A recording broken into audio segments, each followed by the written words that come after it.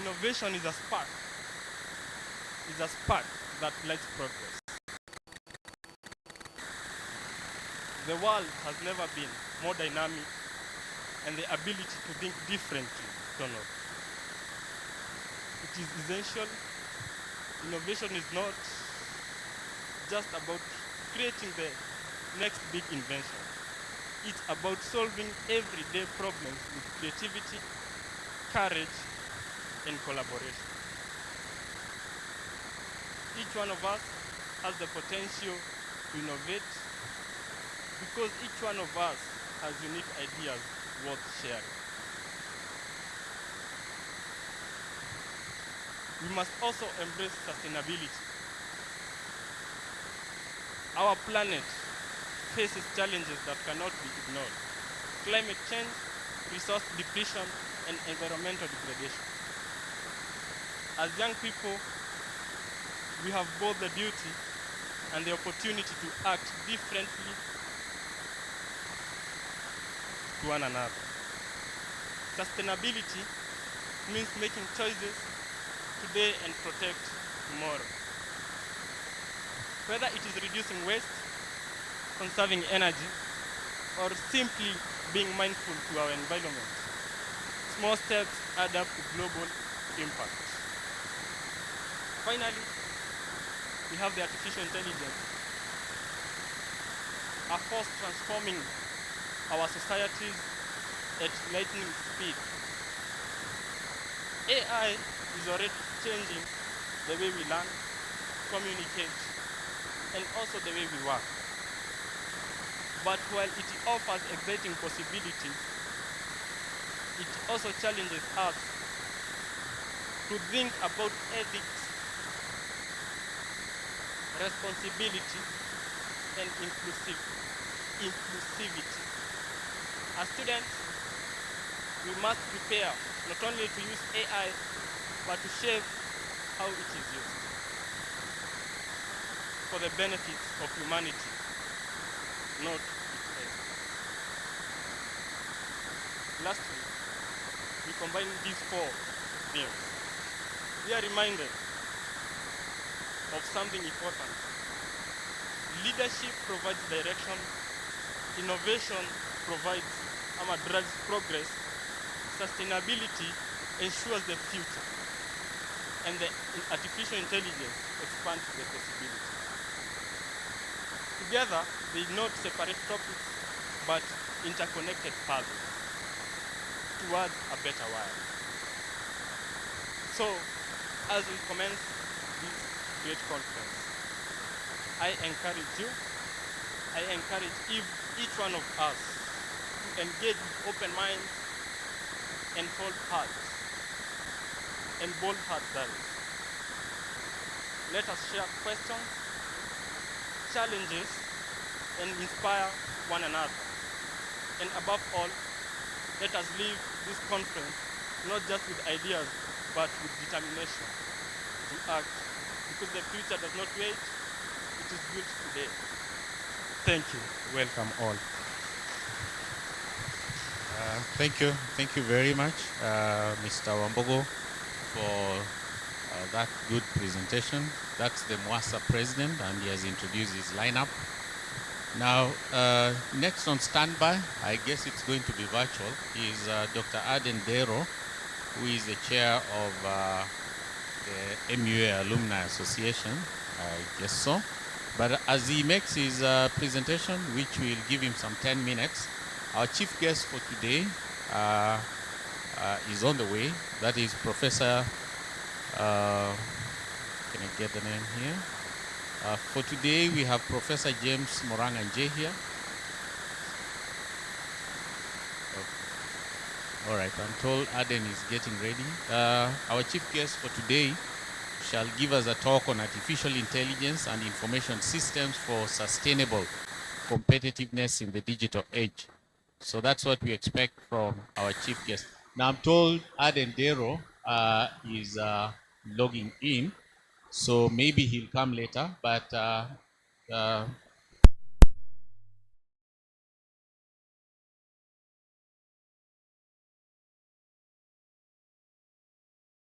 the Acting Deputy Vice Chancellor, Academic Research and Education, to give her presentation and introduce the VC.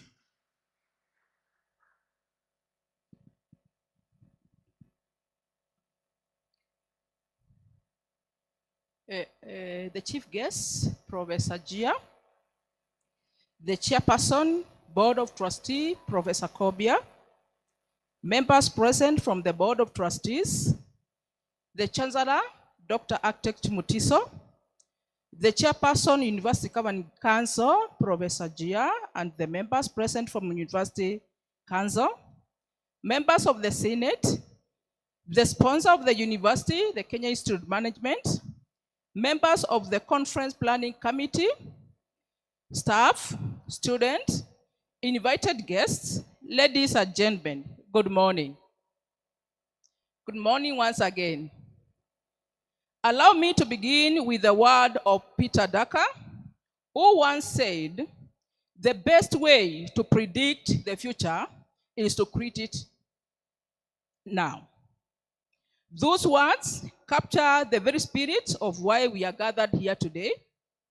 It also gives me great pleasure on behalf of the conference committee and our entire university community to welcome you to our 12th MUA International Conference of the Management University of Africa and Leadership. The conference is not just another academic event. It is a unique opportunity for us to share knowledge, exchange perspectives, and forge partnership that will help shape the future we want to see. We are delighted to have among us you scholars, industrial leaders, policy makers,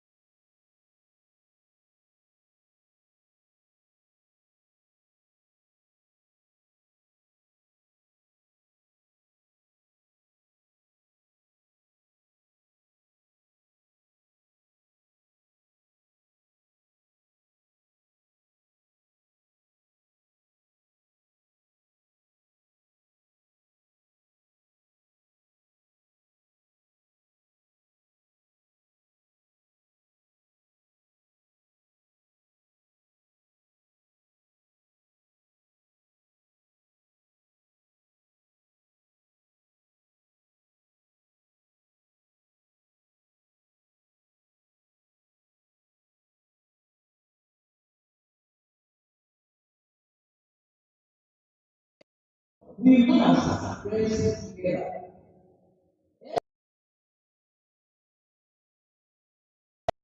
For such factual conversation.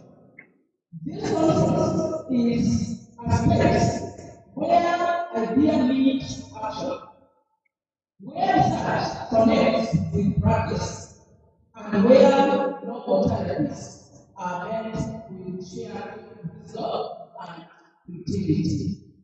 With that, ladies and gentlemen, allow me to now have the great pleasure to invite to the podium our Vice Chancellor, Professor John P. guest to deliver the keynote address.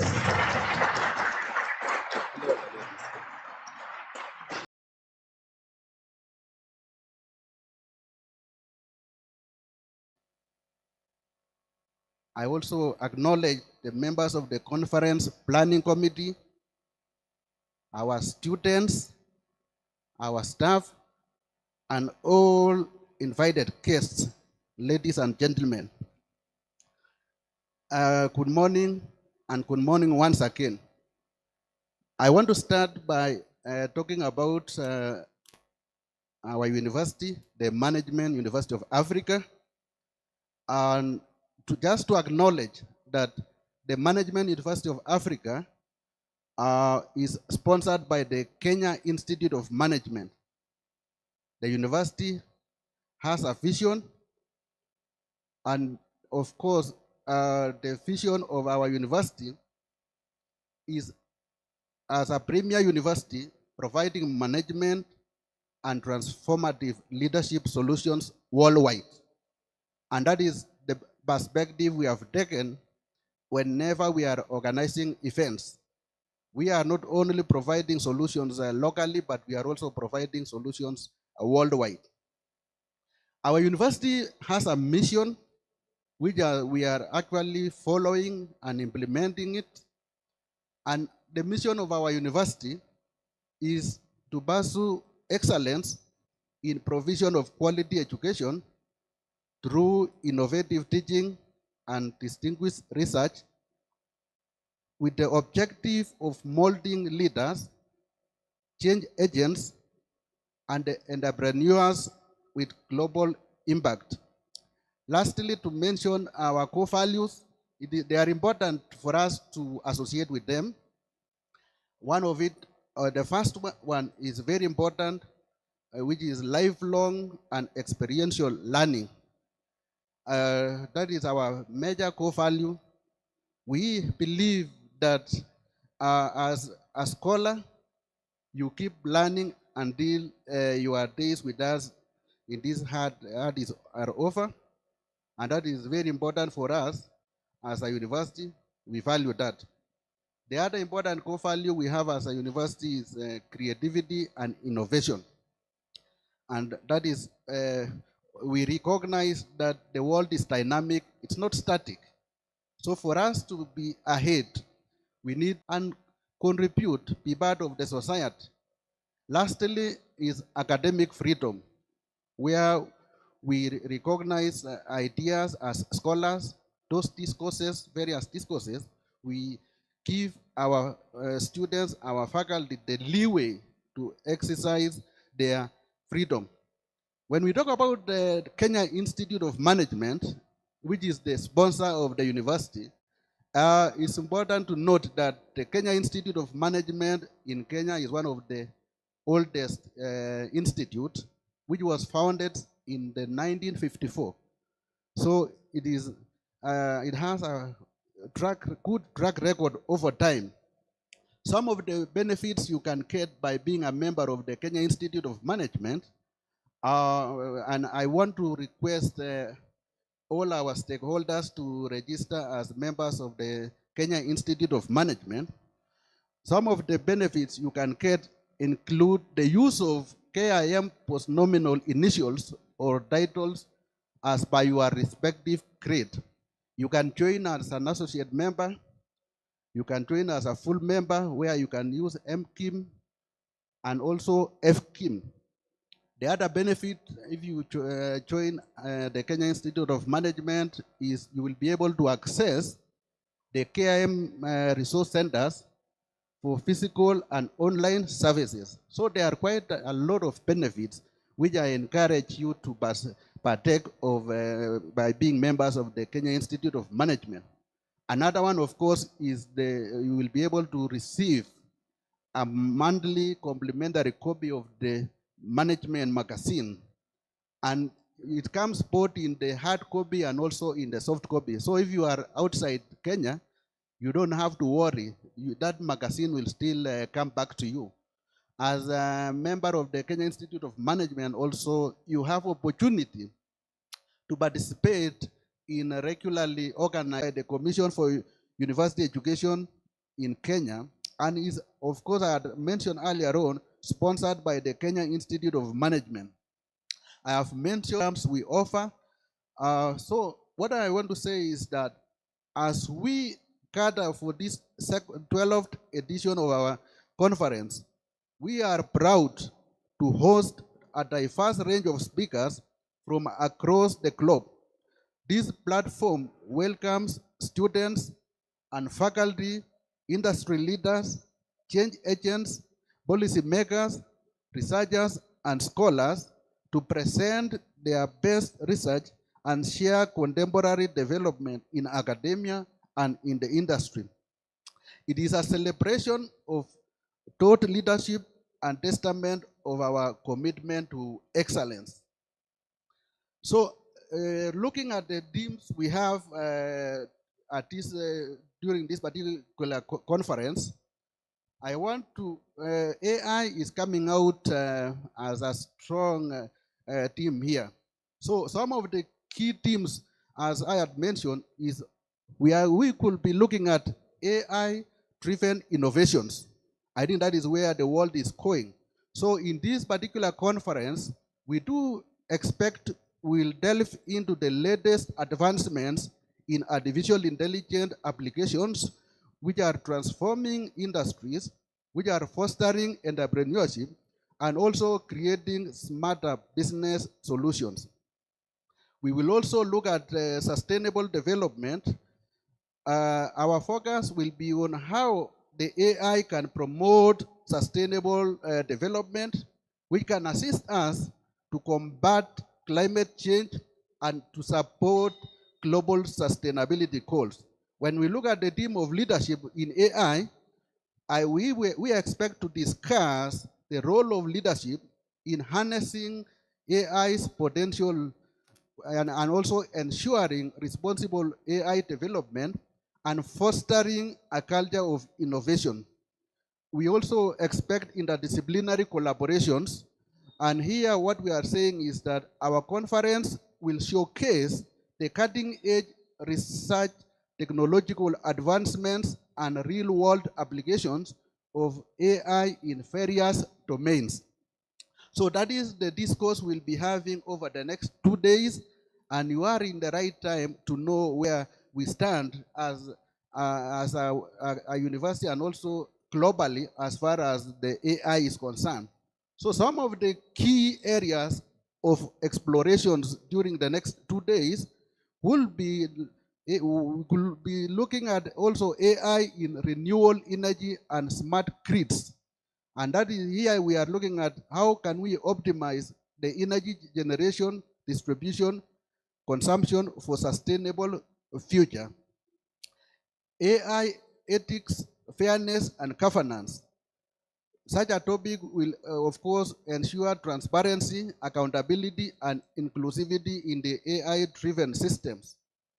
Also, AI in business and finance for sustainable growth, which is basically driving economic sustainability, financial inclusions, and responsible corporate strategies.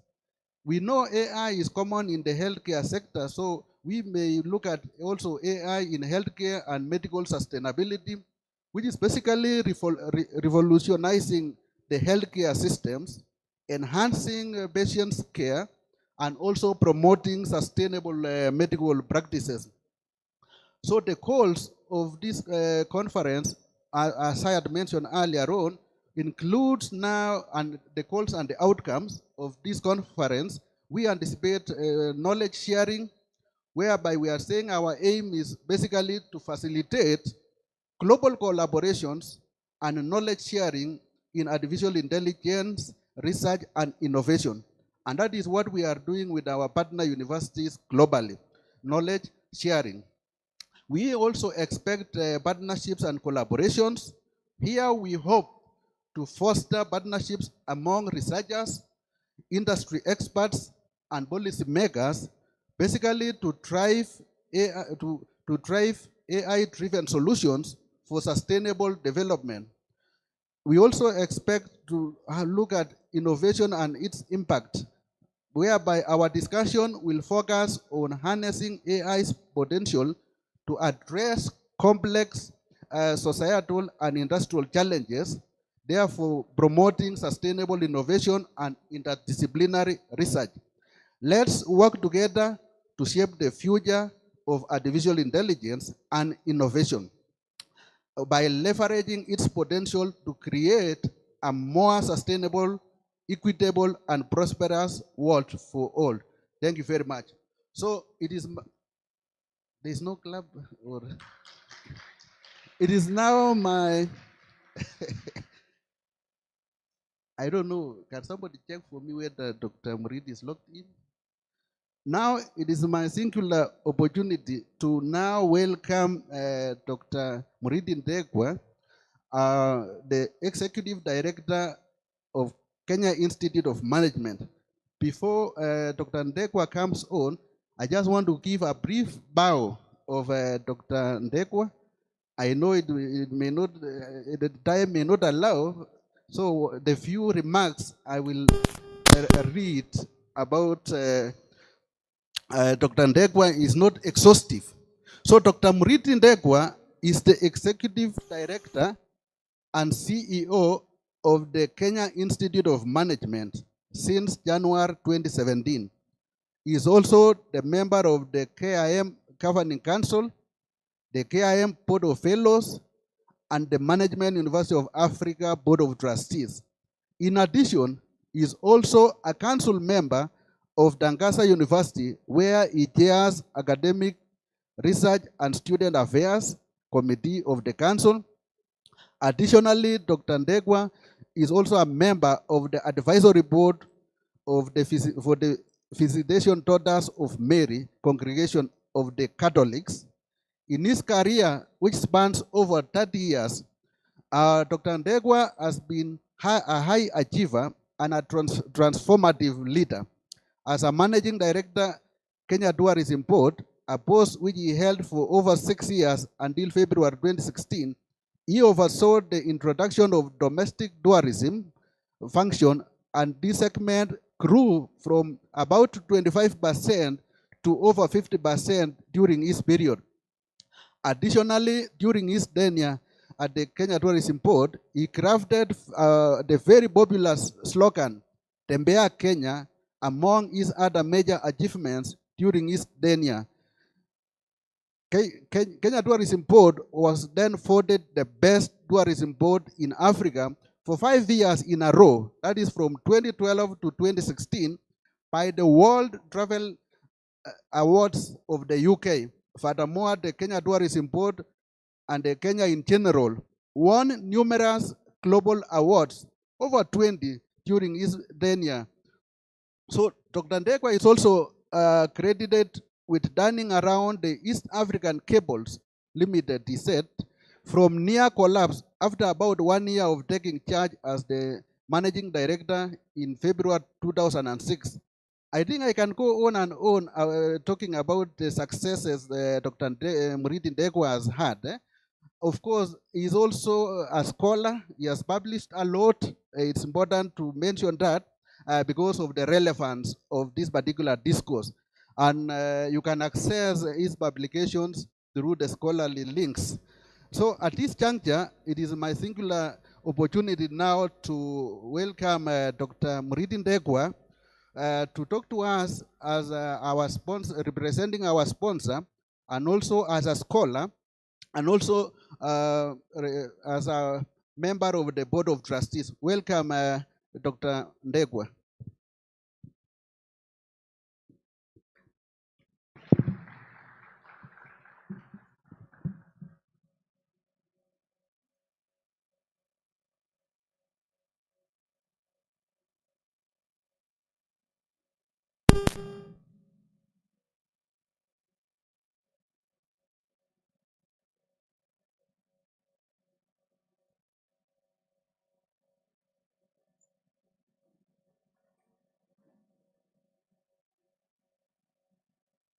Be present, the chancellor of the university, the members of the governing council of both MUA and KIM, the acting vice chancellor, Professor Chelugate, members of the university senate and the staff and the planning committee, members of MUA academic staff, students, and invited guests. Ladies and gentlemen, good morning. Good morning once again. I am deeply honored to stand before you today at this vibrant gathering of brilliant minds, and on behalf of the Kenya Institute of Management, which is a sponsor of the Management University of Africa, I bring to you our warmest greetings and extend heartfelt congratulations to the organizers of this conference for bringing together such an impressive and diverse community of scholars and policymakers. I understand that this year's conference theme is leadership, innovation, sustainability, and artificial intelligence. And this is a very, very apt theme because it captures both the urgent realities and the immense opportunities shaping not just our higher education. At KIM, we believe in the strength of partnerships, the exchange of knowledge, and the boundless potential gathered in this room to shape the next chapter of Africa's story. And we are therefore very, very proud of our sponsored university, Management University of Africa, because it has a niche that cannot easily be replicated by any other institution. And the theme resonates very well with our thoughts in terms of how do we move forward this country and this continent and the world at large. To all the delegates, your ideas are the true currency of progress. We therefore urge you to network relentlessly, challenge assumptions, forge unexpected alliances, and discover not just your next great collaborator, but the person whose hand you hold, and the person who will also hold your hand so that you can progress and move together. We are therefore waiting with anticipation to stand, and we stand ready to support the groundbreaking initiatives that will surely emerge from this forum. And on behalf of the sponsor, I also want to say that we are proud of the university. We are proud of the activities that the university is doing. We are proud of the performance that the university is turning out. And for us, we believe that we both are shaping the future of not just this country, but beyond the borders. Therefore, ladies and gentlemen, as we conclude, allow me to thank you for giving me the privilege to contribute to this important dialogue or discourse. Let us journey forward not as separate entities, but as committed partners. I think it's often been said we are tied at the hip, and indeed we are actually tied at the hip. Working side by side in pursuit of discovery, progress, and shared impact. We thank you and wish you a very, very, very fruitful discourse in this conference. And we also wish you all the very best. And we also wish all the participants a good program, a good discourse. And we hope that something positive will come out of this conference. With that, ladies and gentlemen, we want to say thank you very much and God bless you all. Thank you. Wow, that was great. Back to you, Professor. Hello. That was great presentation by Dr. Muridi Ndegwa, the Kenya Institute of Management Executive Director. Thank you very much, Dr. Muridi. We really, as a university, appreciate the support we get from the Kenya Institute of Management. So at this juncture, I want now to welcome our chief guest, who is also the chairman of MUA University Council, Professor James Muranga Njia. Just to mention briefly a summary and the key qualifications he has. I may not have the whole time to say everything about him, but I can assure you he has a very great track record which we have experienced as a university in his leadership. So Professor James Njia is Professor of Strategic Information Systems and Operations. Professor Njia also is the Associate Professor in Strategy, Information and Systems and Operations Management. His research explores how developing countries can better exploit information technology for development from innovations in policy and strategy, managing in the complex context, and productivity and quality improvement in operations and supply chains, with specific expertise in digital strategies and operations excellence. Professor Njia has published in scholarly books and journals in business, management, and information systems, philosophy of science, and contributed to scholarly books on technology and policy. He has consulted widely, locally and internationally in private and public sector organizations in the areas of strategy formulation and implementation, digital business and innovations, information systems, project and program management, market research, and feasibility studies with wide experience in local and international business development, infrastructure, and healthcare systems in Africa. Consultancy clients he has served in the past includes United Nations agencies, African Union, ministries, private companies, and even the county governments. So he is a resource available to solve your problems, whether locally or internationally, in the areas I have indicated above. It is important to note that in the year 2019, he led the school in preparing assessment report of the socio-economic impact of the operationalization of the Mombasa-Nairobi Standard Gauge Railway on Port City, Mombasa, for the Mombasa County, and that informed and helped shape central government policy. So Professor Njia is the Dean of the Faculty of Business and Management Science, and of course I had mentioned earlier on that is chairman of the MUA Council. He has rich publications, which I may not want to read all of them, but the publication he has are quite competitive and they are very contemporary, relevant to the challenges facing global world at the moment. So I will invite you at your own time to interact with the scholarly research works which he has done. He has also done quite a number of funded projects by various donors, which you can also interact. So Professor Njia, most welcome to talk to us during this particular international conference. We are happy that as the chair of the University Council, you found an opportunity out of your very busy schedule to come and be our chief guest and to open this particular conference by also giving us your talk and also your presentation. Thank you very much.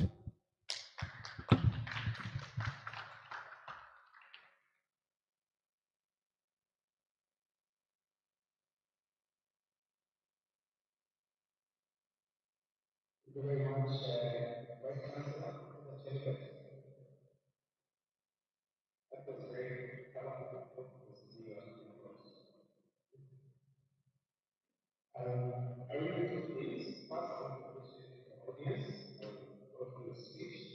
Then I'll make a small presentation on AI. So let me begin with that. Please confirm that you have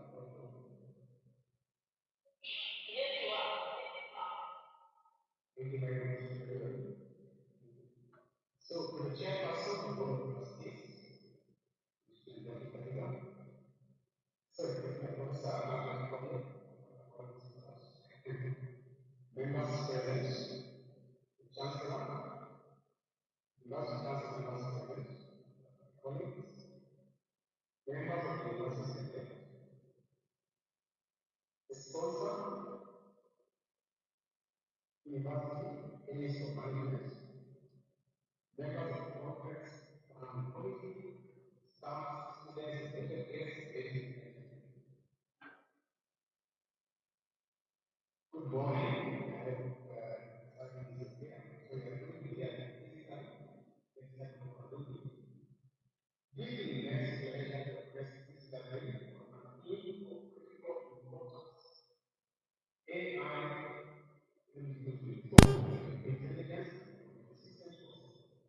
intelligence in the digital age. We live in a time of extraordinary change. The 21st century is marked by great revolutions, discovery technologies, a lot of connectivity. And today, what we thought was not possible is happening today. We have self-learning machines, computing, instant communication across continents, intelligent systems. All these are different how we work. We also have a lot of use of it that these systems are no longer optional. They are basically enablers of growth, resilience, global competitiveness. So this theme, therefore, for the conference is extremely contemporary. If we talk of governmental fitness today, we cannot only measure it financially.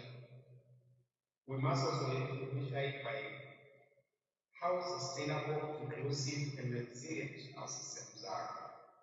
And in this regard, AI has revolutionized the way we are operating and can help businesses in market trends, optimize chains, personalize experiences, and reduce impact. And I want to note here, as I say this, that the AI is still at the very beginning. So we still have a lot to see. And we hope that it meets all these expectations. So it makes sense, therefore, while we are talking about AI, we are still also talking about something we don't fully understand. At the same time, robust information systems serve as the backbone of modern enterprises. It's a fact. They empower decision-making, data-driven insights, collaborate across borders, knowledge goes seamlessly in real time. And so, therefore, together, AI and science, they are a very powerful synergy. They enable nations and organizations to thrive in the face of disruption. Yet, we must remember that competitiveness in the short term cannot come at the cost of sustainability. The true challenge lies in balancing rapid innovation, ethical responsibility, economic growth, the environmental stewardship, and efficiency with equity.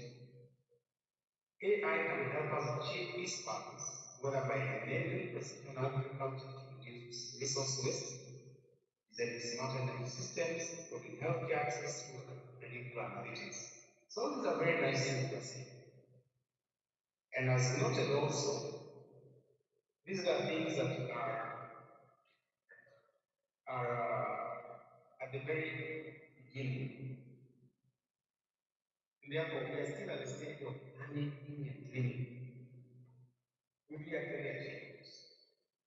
So, sustainable mobility is about longevity, it's about ensuring that technological progress today doesn't compromise the needs of tomorrow. It requires visionary leadership, frameworks, collaboration with academia, industry, and government. So it's quite a lot. So let's envision a future whereby AI works hand in hand with human intelligence, where ICT bridges divides instead of widening. We bridge the divide, not widen it. We have something called the digital divide. We want to make it smaller. And innovation across communities rather than leaving them behind.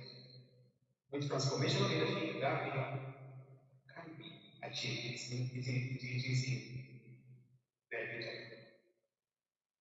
And I want to conclude by asking us to commit ourselves to being leaders who inspire, innovators who create responsibly, and thinkers who use technology, and not just use it at better one.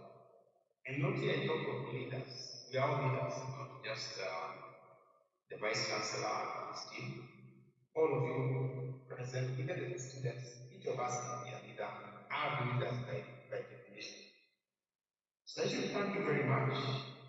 And may these gatherings spark the ideas and collaborations that will shape a brighter, more inclusive future for all.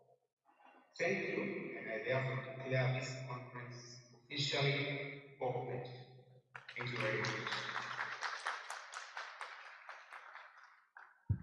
Thank you very much, our chief guest, our University Council chairman, for opening this conference.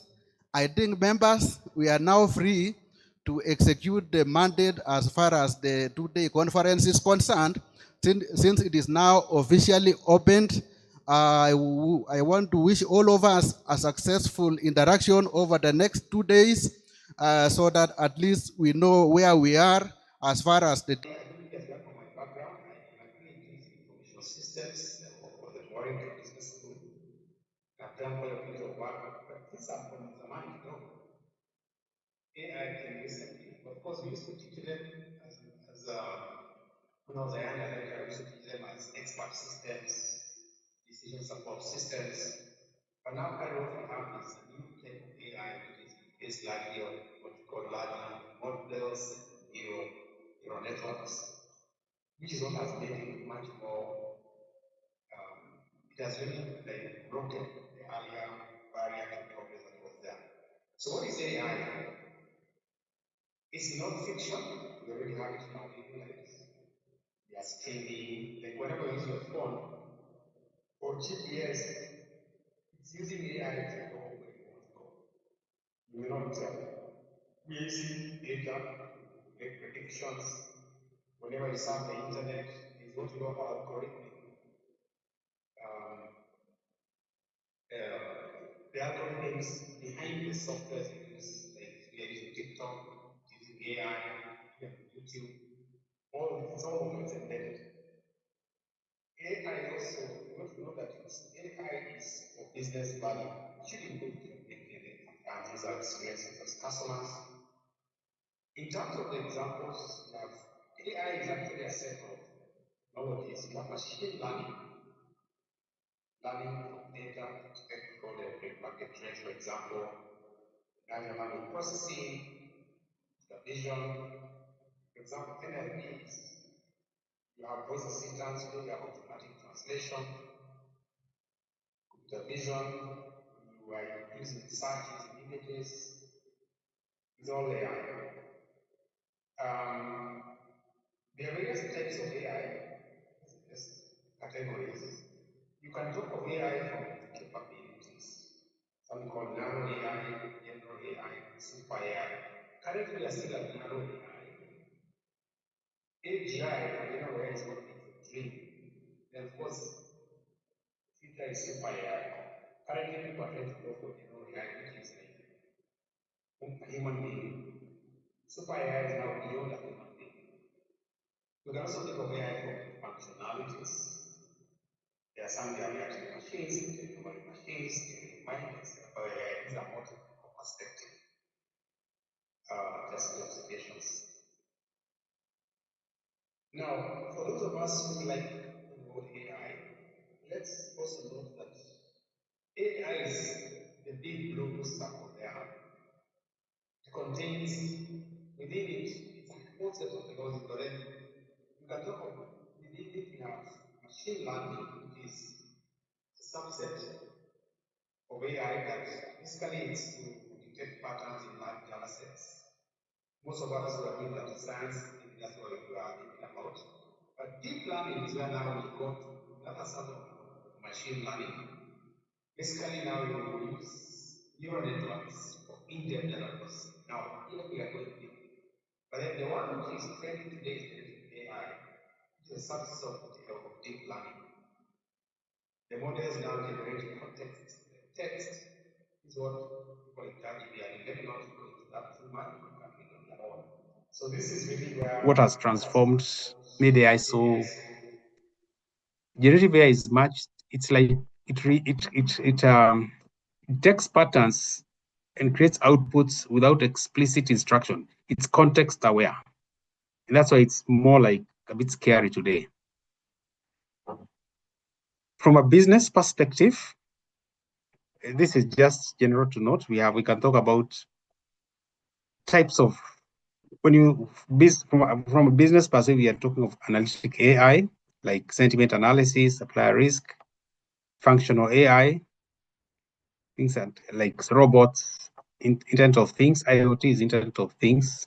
There is interactive AI, chatbots, text AI. We have computer vision.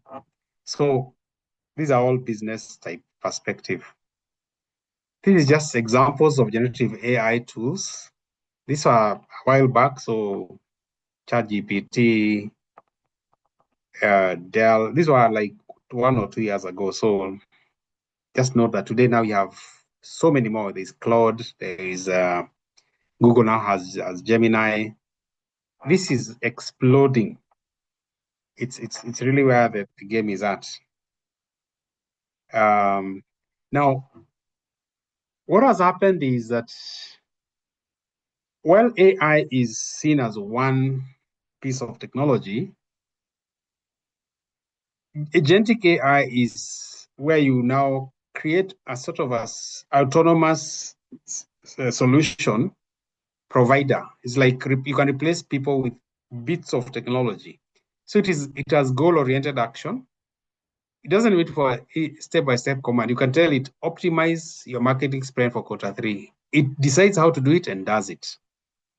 It can do autonomous planning and execution. You just tell it what you want. It will decide how to do it and do it.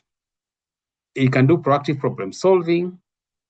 It can also think of by analogy.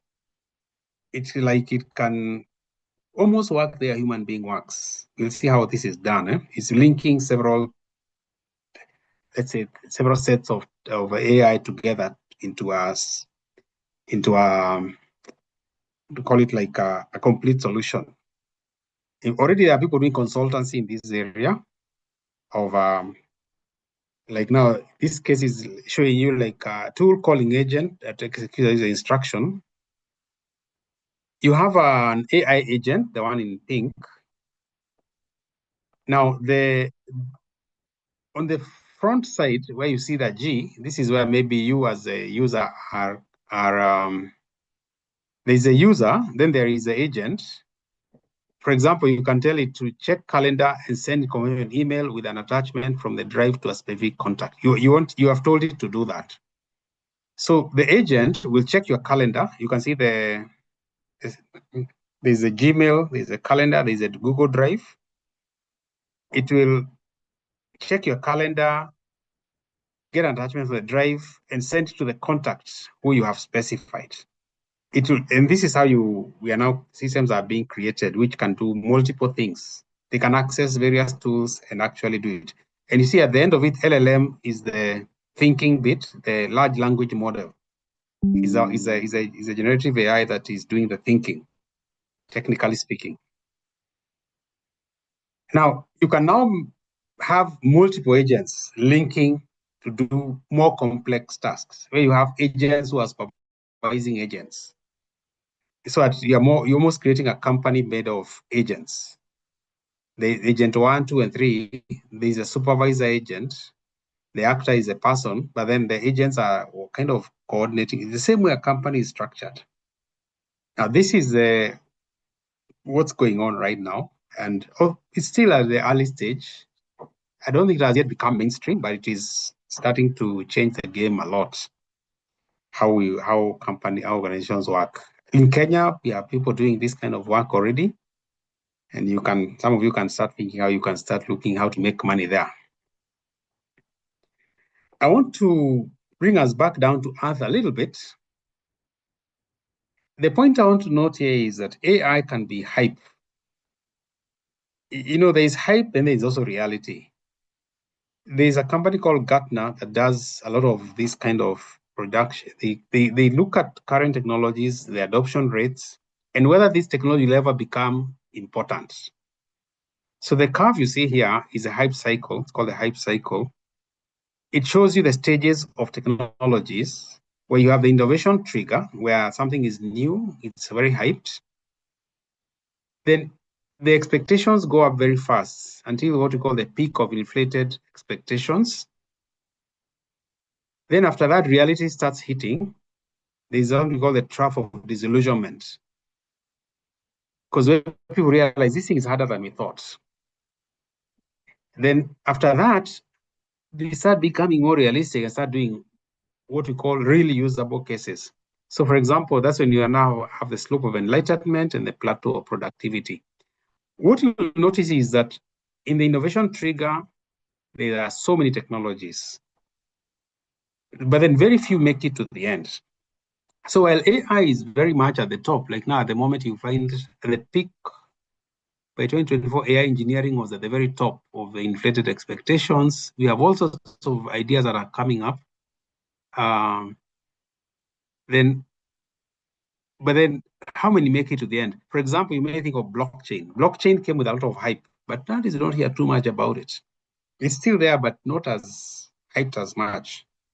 So the point is, let us be realistic about technology. Let's not just say it will solve our problems. There's nothing like that. Reality can tend to be more complex than people imagine.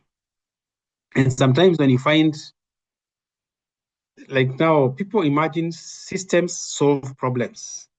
No, systems don't solve problems. Systems only do what they are able to do, but it's human beings who solve problems, but technology can only help us. Let us not imagine we can offload our problems to systems. We're always having to have a responsibility. So beyond the hype, what are the opportunities? One, better decision-making. This is clear.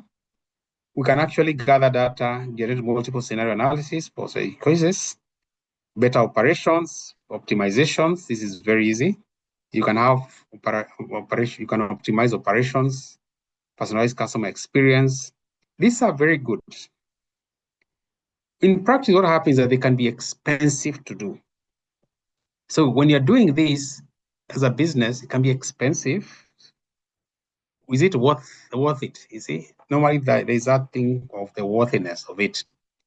But those who get it right usually go very far ahead. Just to give an example of AI agents in logistics, for example, there's optimization. There's all those optimization in logistics, inventory management. All this can be optimized. Raw material sourcing, yield loss analysis. It's just amazing what you can do. But then, do you need all this? Or the timing, when do you need to do it now, or what should be the rate of your investment? Yeah. Then the other, we can also have new products and service innovation, productivity and strategic focus, so that people can do more complex work. These are all possible. For example, this is a case of sales operations being optimized. Again, like if it's customer segmentation, prospecting, lead generation, task automation, all these can be done. But then, is it better than what you are doing? Do you need all of this or part of it? So again, there's always that balance. This is another case just to illustrate in healthcare. I was just getting random examples to bring out that AI can be all over. And it's all about our imagination and what we want to do and what's actually practical. I'll not spend much time on this. So what are the challenges? One of the main ones is data quality and availability. AI is data hungry. We can actually say that at the moment, the AI agents, AI systems currently, the LLM models have used all the data in the world, technically speaking. They are just data hungry. So then it has to be clean. And in practice, it's human beings who have to certify that it's correct before it's fed into the system to train them. AI systems are trained using data. There's talent gap and reskilling. There are a few professionals in this area. These are good opportunity for some of you young guys. There are a lot of ethical concerns. Who is responsible for the decisions AI makes? Very hard question here. This is for politicians, lawyers, governments, and society to know how to deal with it. If AI, like now there's a case of an AI that told a young man, kill yourself. I think you heard of that case. It was a girlfriend, AI girlfriend, and the boy killed himself. Who is responsible? Very sad. Then there is something you're calling integration complexity. Fitting new AI systems to existing infrastructure and workflows, that's a technical challenge. More issues, cultural resistance and trust, jobs. We all hear about jobs. It's actually killing jobs in some sectors. But still, we are not totally sure what will happen, but this is a very valid concern. Actually, there's an argument by some of the founders of AI. I think the father of modern AI is, I think, is Gregory Hinton. He's really scared of this, that we are not saying the reality, but AI will wipe out people's incomes. We all need to become like slaves a bit. We need to get free money, otherwise we'll just die of starvation. A lot of arguments around this. There's regulatory and compliance about the law, basically. Very serious issues here for governments. Then control and oversight. How much, when AI can actually do wrong things, how will you know it is making mistakes. Already there are AIs that are kind of creating, they want to survive more than you. So they can actually undermine you as a user. You wouldn't know that when they are cheating you. That's very serious. There are techniques coming up, what we call guardrails, to safeguard them, but it's a very serious issue here. Now, from a leadership perspective, what can you do? Basically, don't stand waiting. I know, like our university already, we have the MUA, we have our AI policy, but let's have a clear vision and strategy for your organization. Don't wait to be hit. Start thinking about it. Focus, foster an AI-ready culture. Basically, allow the conversation to go on. Don't just sit waiting. And then invest in your talent and training, skilling your workforce, of course, within the boundaries of necessity. There's data governance security, prioritize it, be sure you're getting this right. Embrace ethical and responsible AI with clear guidelines. Then lead by example. Don't assume it's automatic. As a person leading, you need to actually show that you are engaging. And I'm happy this university is doing that. Then in terms of practical steps, the basic education, let your people be exposed. You can do pilot projects with clear objectives, low-hanging fruit, have cross-functional teams. Start engaging. For example, under low-hanging fruit, start with the well-defined lower risk processes. Then you build you end up pole. You can also have external expertise, consultants, governance and oversight, establish it for AI frameworks. Then measure, learn, and iterate. Just keep end up pole, but don't go one step at a time. Don't go everything at once. Of course, from a strategic analysis perspective, you will decide which ones to go faster or slower. Like some sectors like banks, insurance, for them it's very easy because they are data heavy. Other sectors, they'll be slower. If it's teaching, very big challenge for us lecturers. Students are using it for all sorts of things. In fact, I don't know what's going to happen in education because we know maybe we would need teachers. So in terms of the future, focus on the why. AI will do the how, but then you are the one to design the purpose. And that's where a lot of things fail, whereby people think that AI can kind of do everything for you. There's agility, be able to adapt, open to change. There's the need for human AI collaboration. Let your team be able to work with technology well. There's ethical stewardship and also continuous learning. Yeah, I think that those are the main points. And I don't think we'll have a Q&A. This is just to summarize. And my hope is that I have set a bit of a stage for this conference by just opening our minds a bit. So you can think about these kind of questions. What steps can you take to be responsible? What are the immediate opportunities? What are your initial thoughts? But the point is, do not sit waiting. Start engaging. Like, are you trying out agents yourself? Are you trying to use some personal assistants, experimenting with them? And that's all it takes. Otherwise, thank you very much for your listening.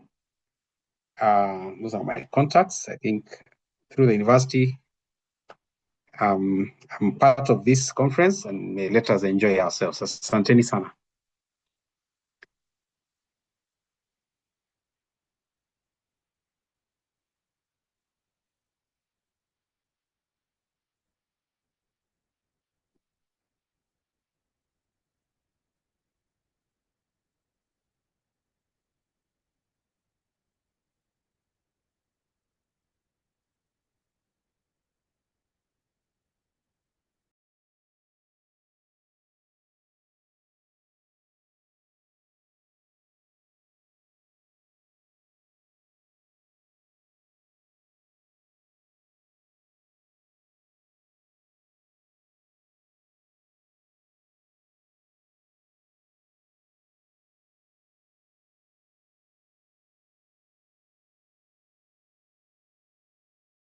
you can align here together with our former Vice Chancellor and all the faculty present in the room.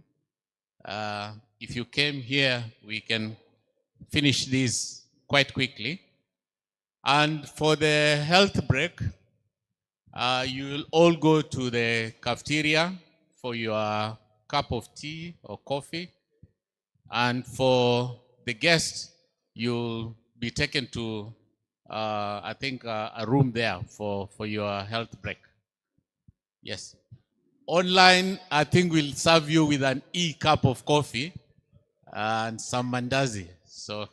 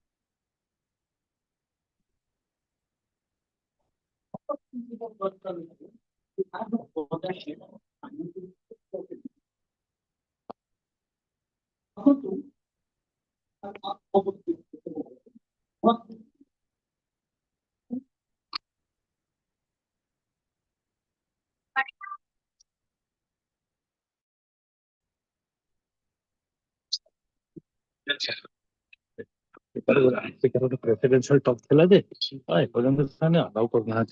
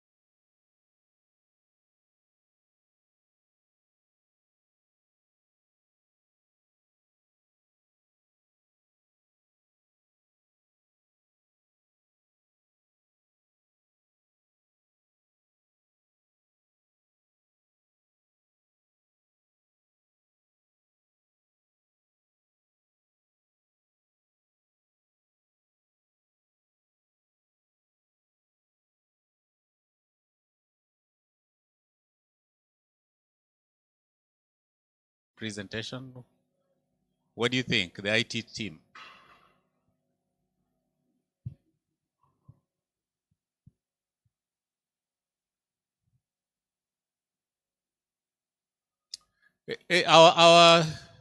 Our participants, please, there's a section here that is just a desert. Kindly occupy this section so that we don't look like we are just spread. Please, please, please. Those at the back, come in front. Nobody is going to hurt you. Just come and sit closer here. There's lots of seats that are left vacant. At the back there, I can see you. That lady there at the back, please come in front. Or you don't want your faces to appear in the live stream? Please, just come in front. Come. Come much closer than that.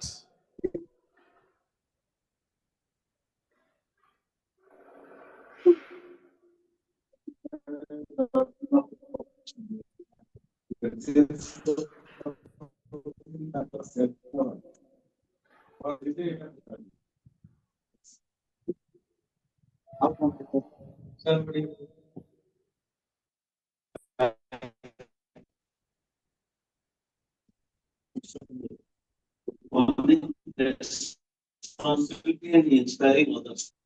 The group factor, this action. Your normal responsibility of substance such as it is much high time you document time to come gainfully utilize your time cleaning up those things. Was there any instruction from them? Then keep a monitor for the day. Yes or no? Yes or no?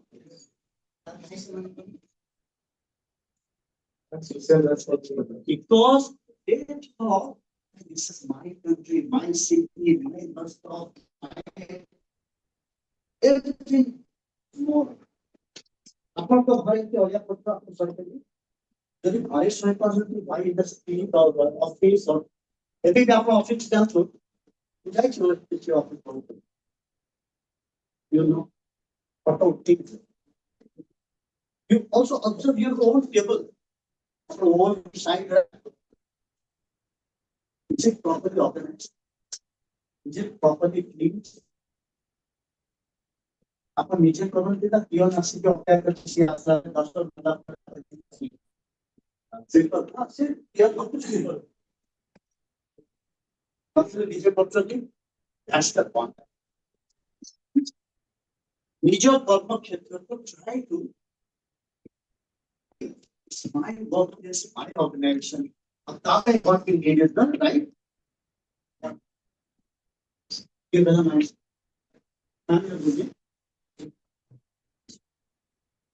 Lastly,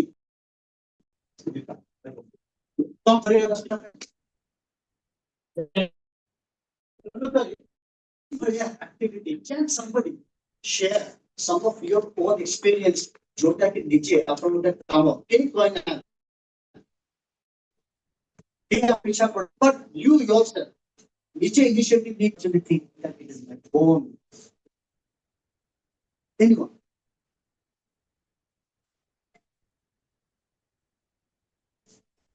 Food can be useful for college or don't you? Even at your home also. Can you share one experience?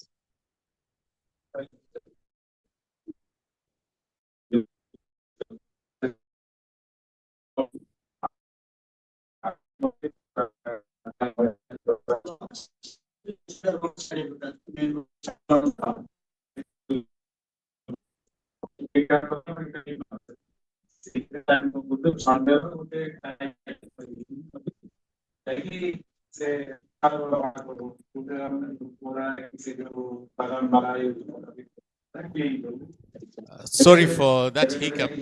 I think we have a connectivity problem from Professor Joiti's end, but the media team is working on that.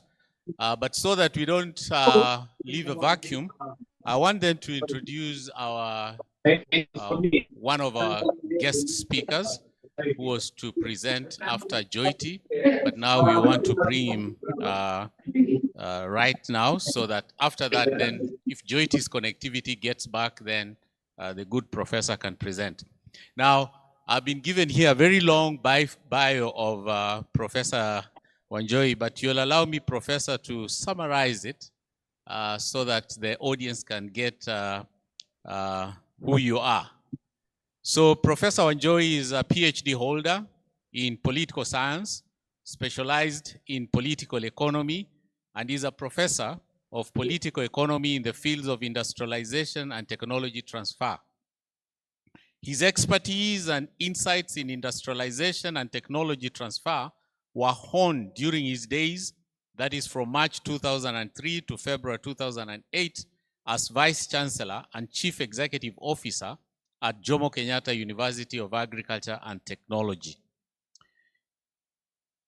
Professor Wanjoi has many years of university academic and management experience, having held various management responsibilities, serving as head of Department of Political Science for 6 years at the University of Nairobi. He has held various responsibilities at departmental, faculty, and college curriculum development and postgraduate committees at the University of Nairobi as well. Also including University of Juba in South Sudan and the Dar es Salaam University in Tanzania. Presently, Professor Wanjoi is the Chancellor of Great Lakes University of Kisumu. His area of academic and professional specialization is political economy and industrialization, technology and development. At JKUAT, he is a professor in the Department of Development. Wanjoi is a leading innovator in the area of technology, having led several scientific and engineering innovation activities at the JKUAT, including leading a team of engineers and technicians in coming up with the following innovations during, among others.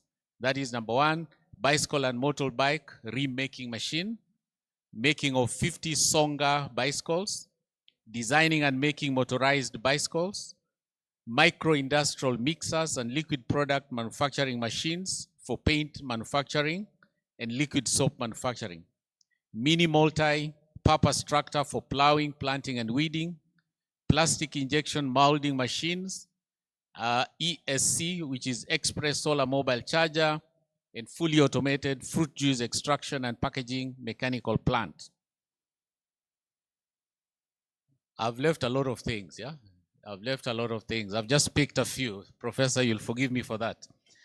Professor Anjoy is professionally oriented and passionately committed to the service of the nation and humanity, especially in the area of tool and equipment making for growth of manufacturing economy and industrialization towards poverty eradication, wealth creation, full employment, prosperity, and high living standards for all people in Kenya and Africa as a whole.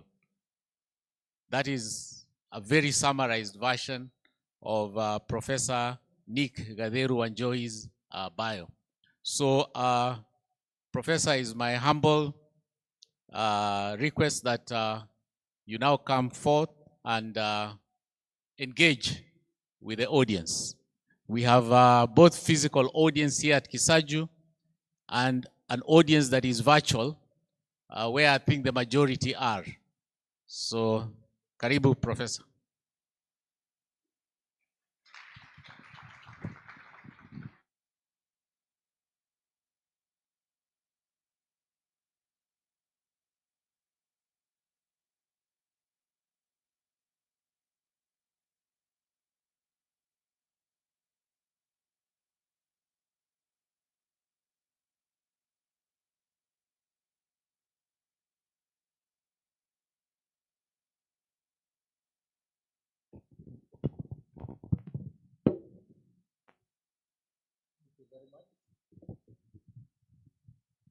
The Vice Chancellor,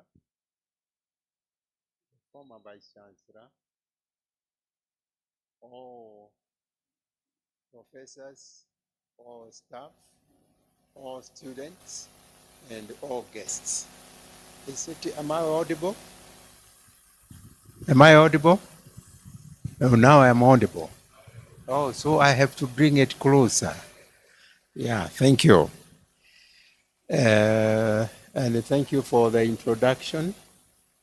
And it's always a pleasure to address my fellow colleagues and fellow learners, especially in the area of development, which is the area which deals mainly with management of sustainable development initiatives.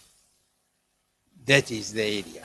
And that's why we have to keep asking people, you are doing management. Yes. What are you managing? What are people learning to manage? Always.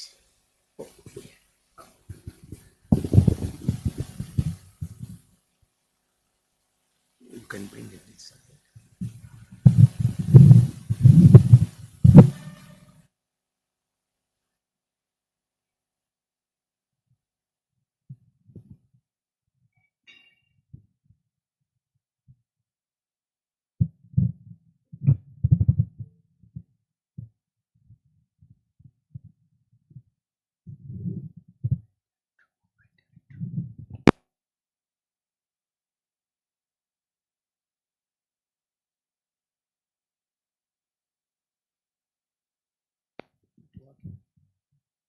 Thank you very much. Am I audible now? Ah, good. So, today we are looking at leadership, education, and sustainable initiatives. For Africa to develop, proper education for sustainability development initiatives must be extended to all citizens, to all leaders, and especially to business people.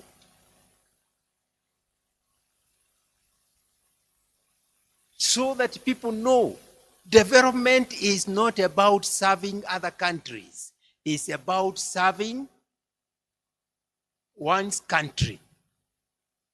It's not about importing. If you are importing even 1 grain of wheat, you are not developing. Are we together? If you are importing even 1 cup for drinking tea or something else, you are not, because in Kajiado, all the material for cup making is here, isn't it? Then, are you sure you are driving sustainability when you are importing cups? That's why education is a formal and informal process of teaching or learning. 1, societal values and norms.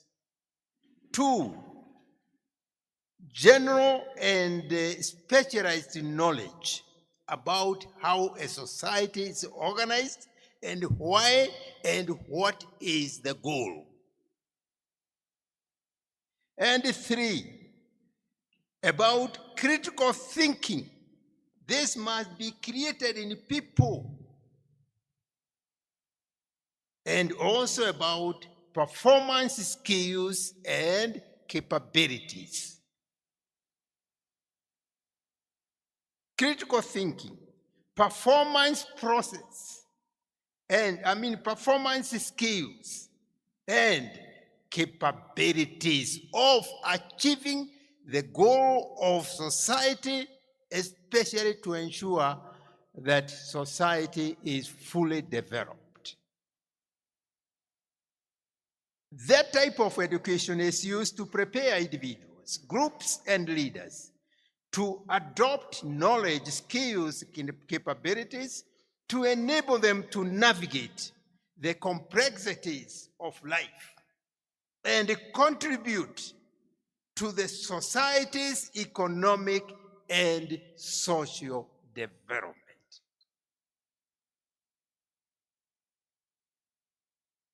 If you look at developed countries, can you tell me 1 person who is educated and he is not doing that? It can't be. In Africa, people who are doing that are less than 1%. Less than 1%. Do we have education in Africa? Yes.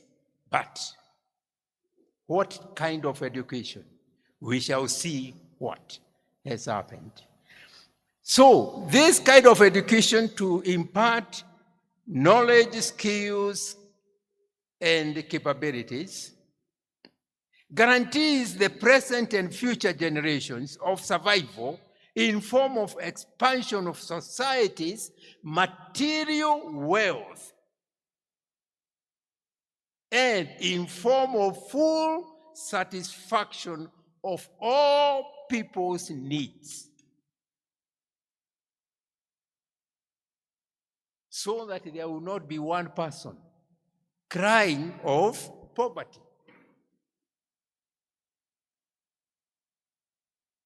In this regard, education for future leaders must start by learning approaches to productive economic growth. Because without economic growth or without economic production and growth, there will never be development.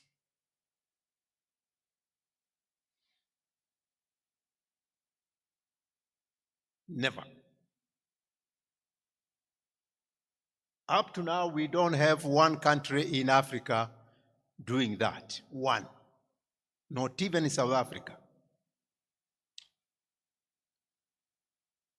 where Africans are doing that. Not even in South Africa, or Morocco, or Egypt. That's why they are all considered among the poor of the world, aren't they? So, education for future leaders must also start by identifying their natural resources. Natural resources.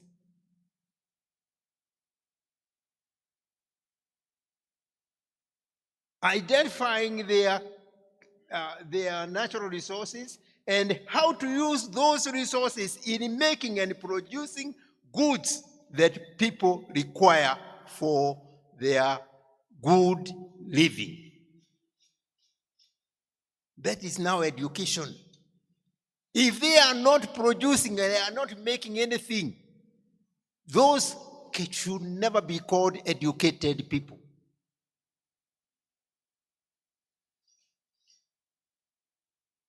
And education for future leaders should also start by asking how or showing how to do production on their own and without involvement of foreigners or any external forces.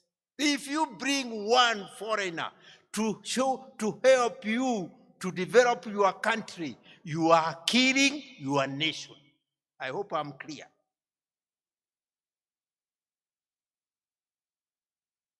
You are killing your nation.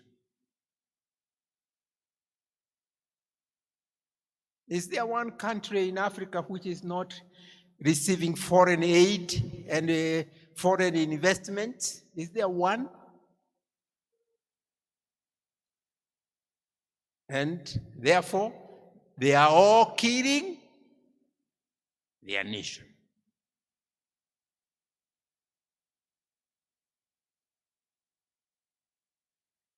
Types of knowledge and capabilities.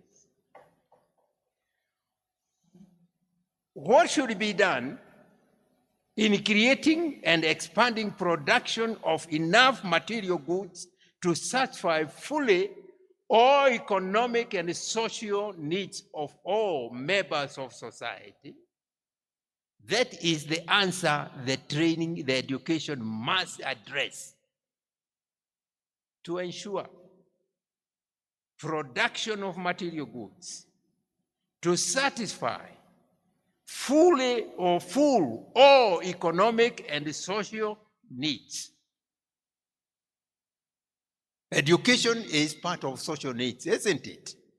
Health is part of social needs, isn't it? Music and entertainment is part of social need. Is there one social need which does not require equipment? Is there one?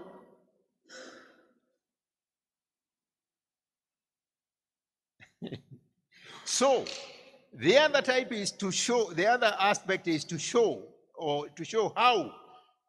people how to negotiate complex national, regional, and global problems, which means how to extract natural resources, how to use them to make large volume of material goods for economic and social development.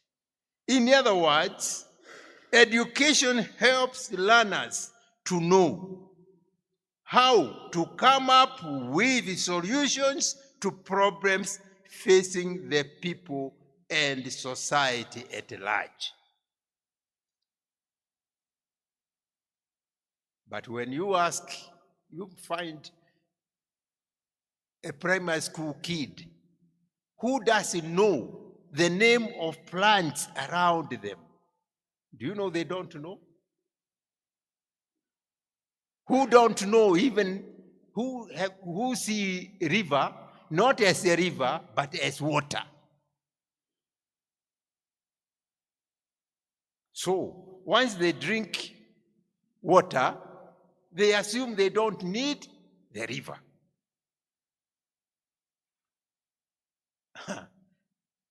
Grow that person to the university, and he leaves the university with that approach or that mind. Wherever he goes, he will be contributing to more destruction of society.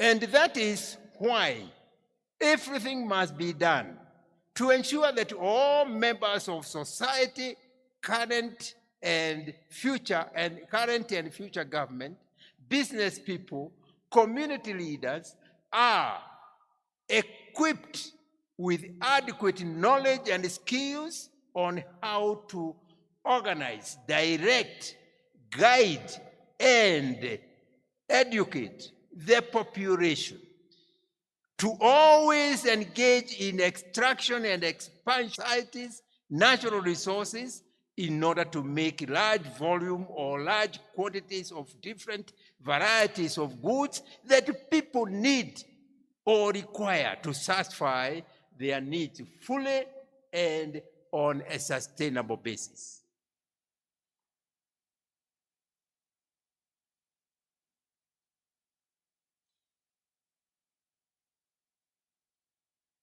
Up to now, probably the only country which is making a small effort is Ethiopia. And the reason is very simple, because Ethiopia was not colonized. All the other African countries were colonized. And up to now, they are still following policies, laws, and orders of the colonial government up to now. Therefore, killing themselves every minute.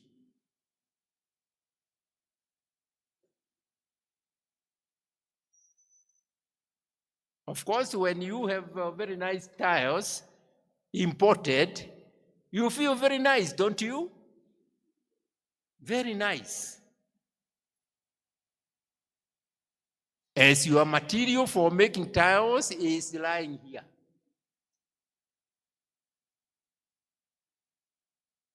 Therefore, you send all your money to China or to other countries. Leave your people suffering because they cannot afford education. And then say we are the most advanced.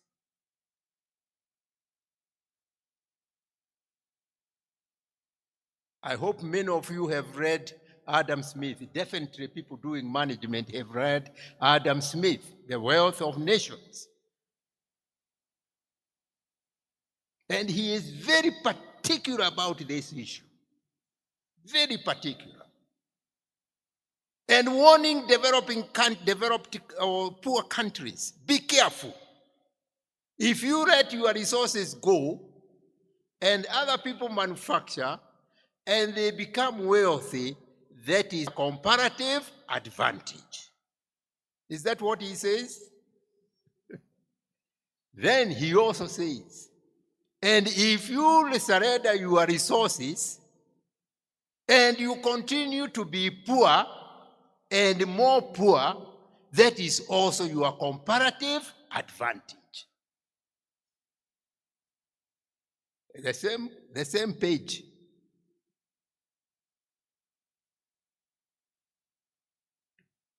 Both of you have comparative advantage.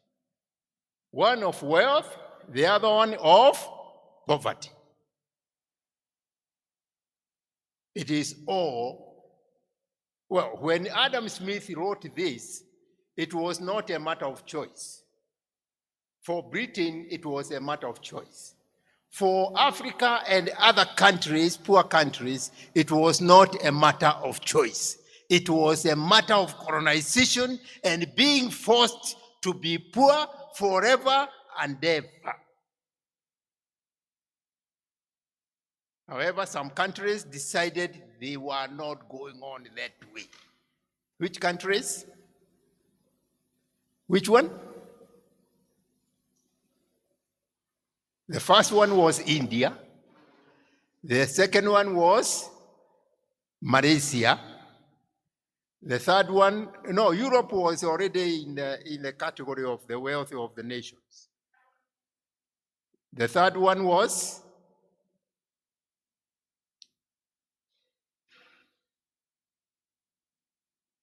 and also Japan moved out. And then, of course, China.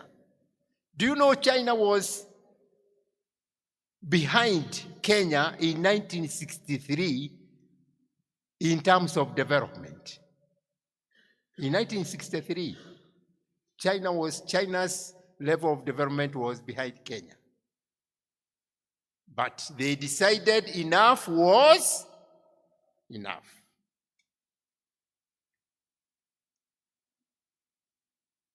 And that's why all government, businessmen, and community groups of present day developed societies managed to forge the growth of their economic productivity as a foundation of satisfying all their needs on a continual basis.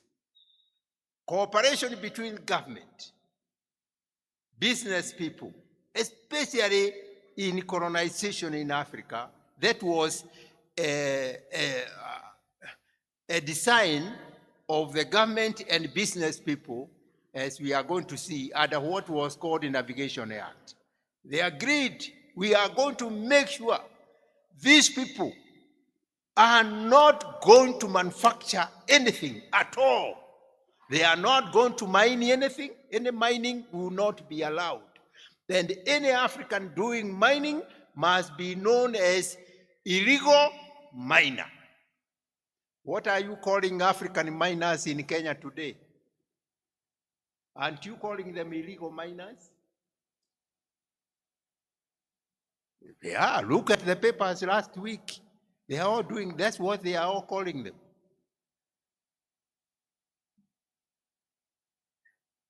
Or illicit miners.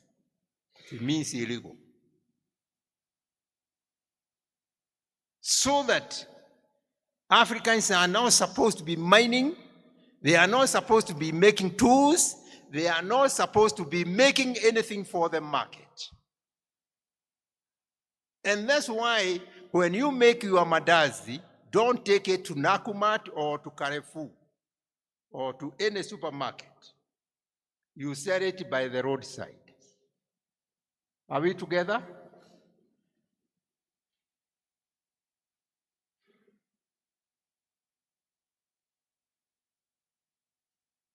That's why when you make furniture as an African, don't take it to Carrefour or to Nakumat. Sell it by the roadside, isn't it? And that is how our leaders and most of our professors have been educated. If they see any furniture made by African in Carrefour or Nakumat, they will say, who brought this one here?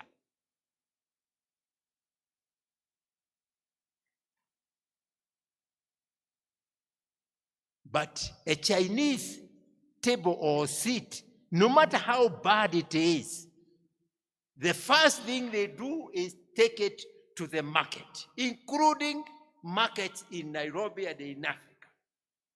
When you shake that seat that way, it starts dropping all the dust. And that's when you discover the whole seat is made of dust. Isn't it? Very interesting.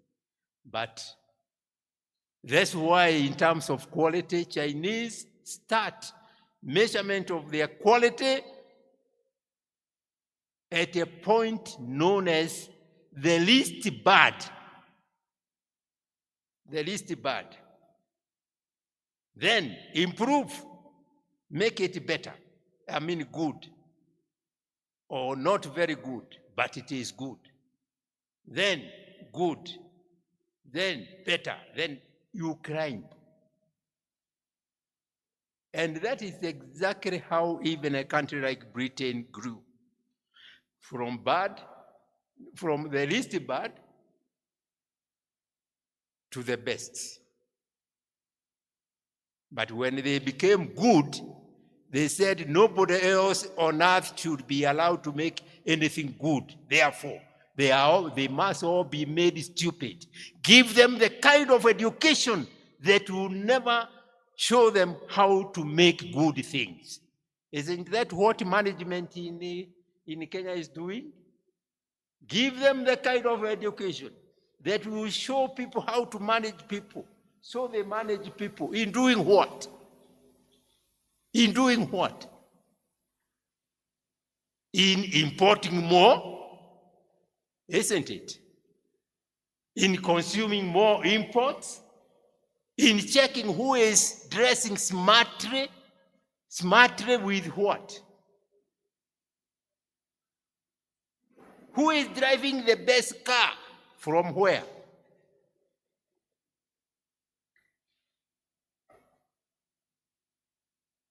That's why you find in Nairobi cars are full on the road. And all our iron ore is lying in every county. Every county in Kenya has plenty of iron ore. But you are not allowed to touch even 1 kilogram. Because the British has so said. Up to now.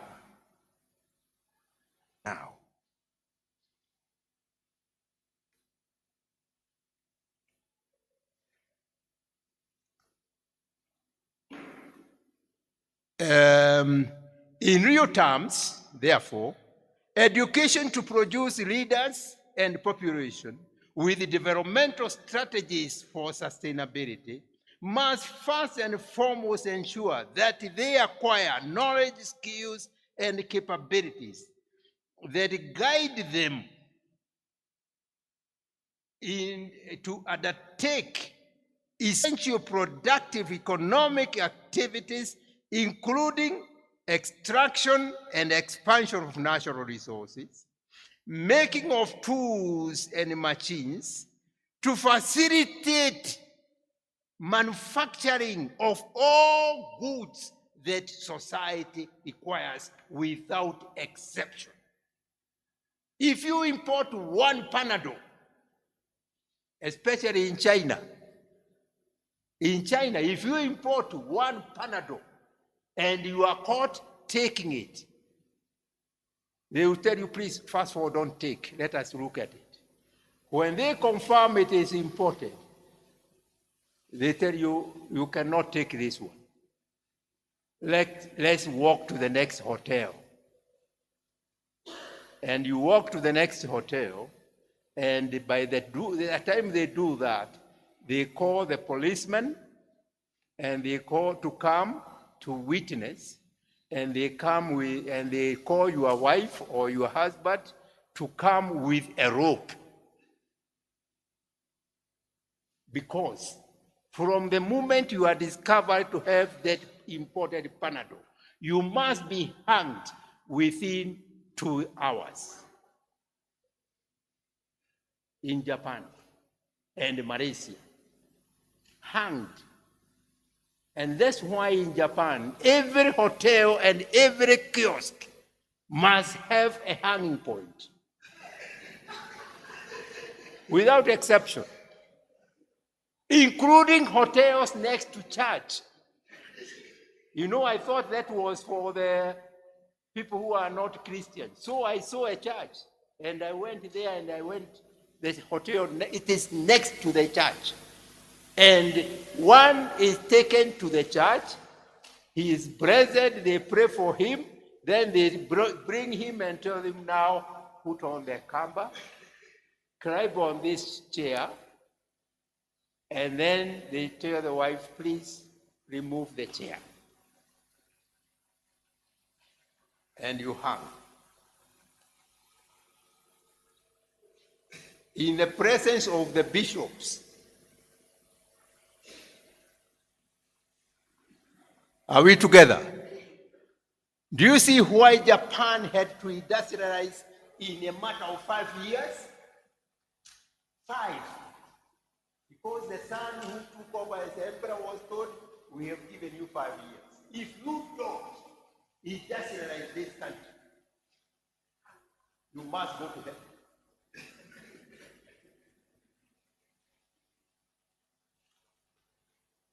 Do you see how things are done? And the same with Germany.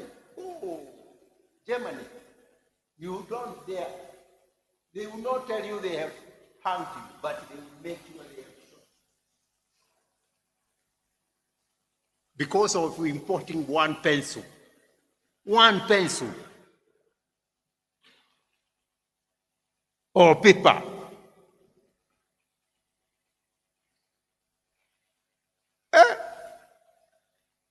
In Germany, if you are seen taking wine made in another village, you have to be hanged. Every village makes its own wine, using its own equipment, using German people. I'm sure you can see the kind of education they have. This means that, as it happened in Japan and Malaysia, I've just said, education has to assume that all learners are likely to become future leaders and economic producers. And therefore, it is important for all of them to learn and engage in practical education programs related to their country's economic sustainability initiatives as a foundation for all other aspects of development. Therefore, apart from general learning of mathematics, because this is in fact, even in a country like Kenya now, you have decided you are not going to teach mathematics again, isn't it? Is that, or did I hear the news wrongly? It was reversed after a lot of noise.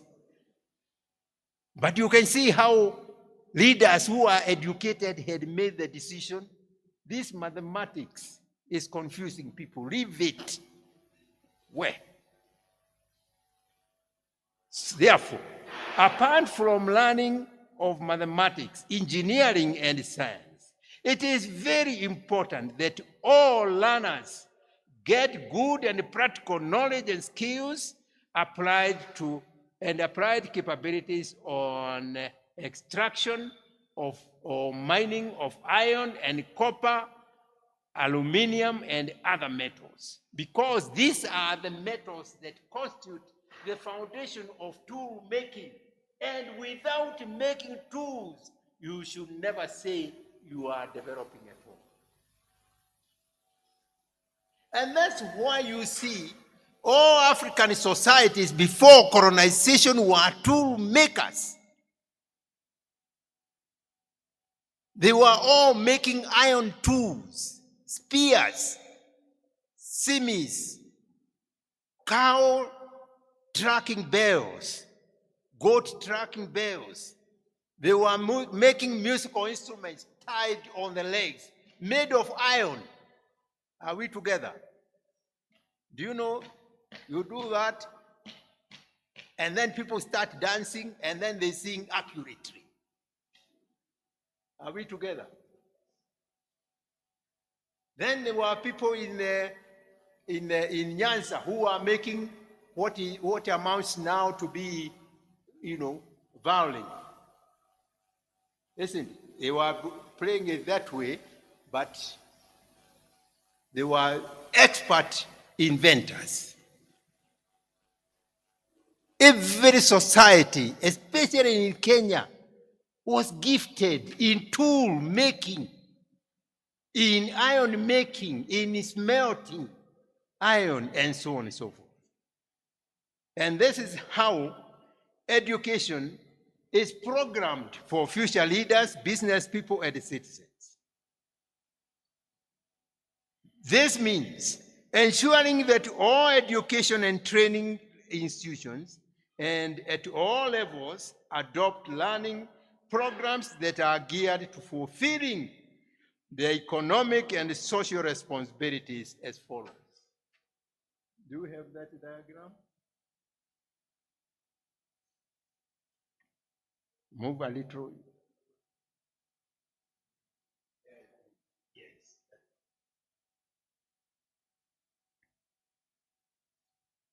And the kind of things you see is that sustainable development, through leadership, population, and business education must start by giving number one, knowledge on critical issues of concern to society.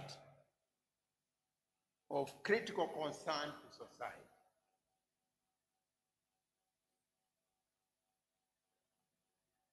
And you can imagine what happened, especially closer to the colonization, as people from Somalia were migrating to Kenya.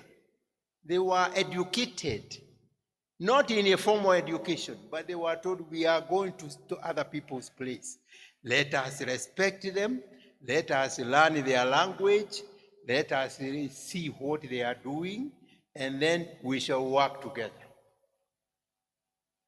And the same with all the groups living in Kenya, including my friend here from Iten. Is Iten in Kerio Valley? Yes, Kerio Valley. And of course, they don't know that they came from Muranga. Now we know. That's why in Muranga you have Kerio. You have Kerio in Muranga. That is the original Kerio. Do you see? Do you see why you have to learn these things? That is, learning critical issues concerning of concern to society. Then learn the natural resources and learn their uses and social values. And social values. Once this is done, the next item is now ensuring everybody has skills for production and for other things. Every lady in many societies had to learn how to make the pot, how to get the material and make the pot without any excuse. Every man had to learn how to get iron and smelt it. Upende, usipende.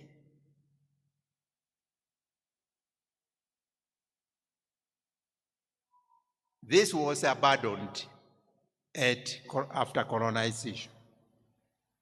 But for you to move forward through sustainable initiatives, sustainability of initiatives which are developmental must be done as number two through identification, access, expansion, extraction, and utilization of natural resources.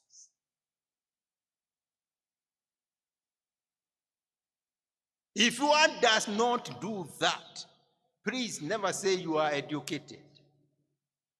If you don't know natural resources in your county, in your division, in your area, please never say you are educated, because the truth is that you are not educated.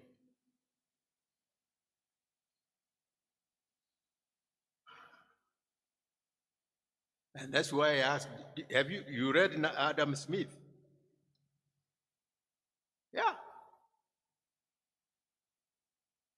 And that is part of what Adam Smith is saying. And this is why you see Adam Smith and Karl Marx were crashing when, that is in terms of implementation, when Karl Marx insisted all the natural resources belong to all of us. Let us all be players in production. So don't say these are capitalists and these are workers. We must share in the fruits of our labor. Are we together? Or you have never read Karl Marx? I know you are told that was communism, isn't it? Have you heard Trump mention the word communism in the last 1 year? He hasn't. Because those people they called communists are now richer than America. So to them, those are rich people, therefore they are as good as America or better than America. The word of ideology no longer matters. Are we together?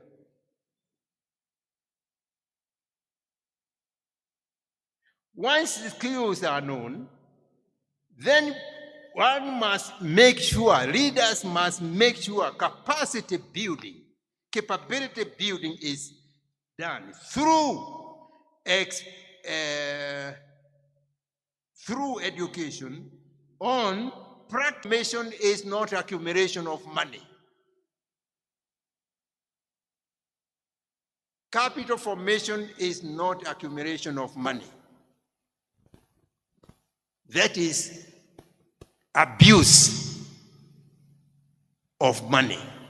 But capital accumulation takes place through making and improving tools, and not one, many.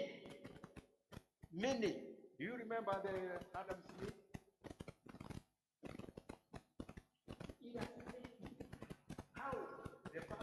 That's why I call him the father of automation. How a young man who was playing football, but at the same time he was working in a factory where they was melting iron, and he was in charge of putting the fire material. So the boy discovered a way of putting a string that he would step on instead of having to open the cover. So he would stop it, step on it, and put the material quickly and run back to the football. Can you all read that again today? And you see how Adam Smith opened the way even for further development of equipment and even machines thereafter. Very interesting. Automation.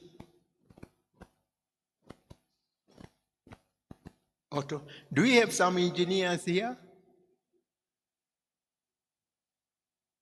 Vice Chancellor, where are the engineers?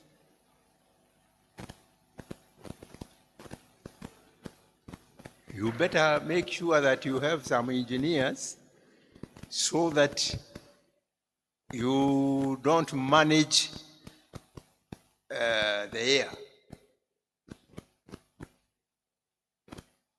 You don't manage reality. And reality on the ground. In fact, as we shall see in Japan, as I've said, in 1868, when they realized Europe was trying to colonize Japan, the population said, no, enough is enough. They killed the old man who was cooperating with the foreigners and put his son on the seat and told him, we have 5 years. Ensure we are industrialized or we also hang you. You see how the educated population does things? And then the young man said, yes, you hang me. But before that, listen, from tomorrow, all people going to school from nursery school to universities must learn engineering, mathematics, and science. Compulsory. If you want to be a doctor, first of all, get a degree in engineering. Then start learning to be a doctor. That's the rule in Japan, up to now. Up to now. If you don't have a certificate of engineering, especially mechanical and electrical engineering, you cannot be employed anywhere, and you are given 2 months to ensure you have the certificate or go to heaven.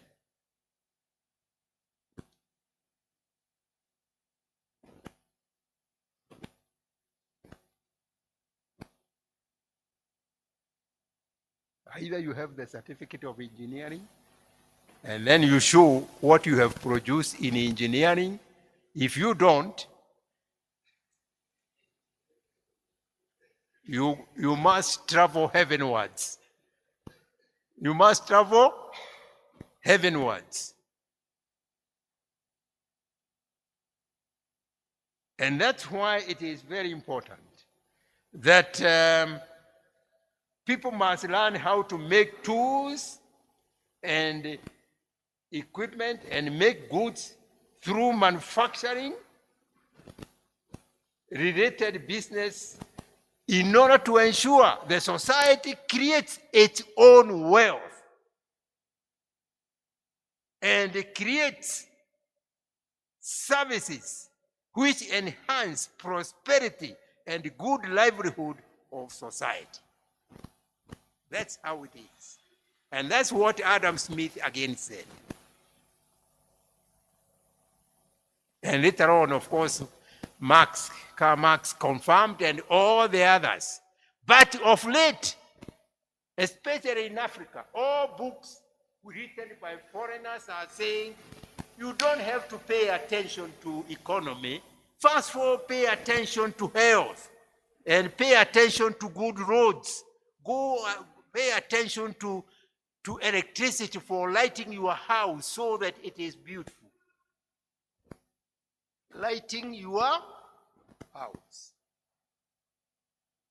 But when you get to Europe, in Kenya, for example, 99% of electricity is used in lighting homes. In Europe, 95% is used in industry. Only 5% is used in lighting homes. Are you getting the message? Students, are you getting the message? Only 5% is used in lighting homes. Water. Here, 99%, the piped one, goes to homes in towns and the rest. In Germany, before you put water to houses, you must make sure you have put water to industries next to those houses, because there, every 2 or 3 houses, the third one or fourth one must be an industry. Yeah. Have you been there? The way the houses are organized, how are they organized? Every 3 or 4 houses, the fifth one is an industry.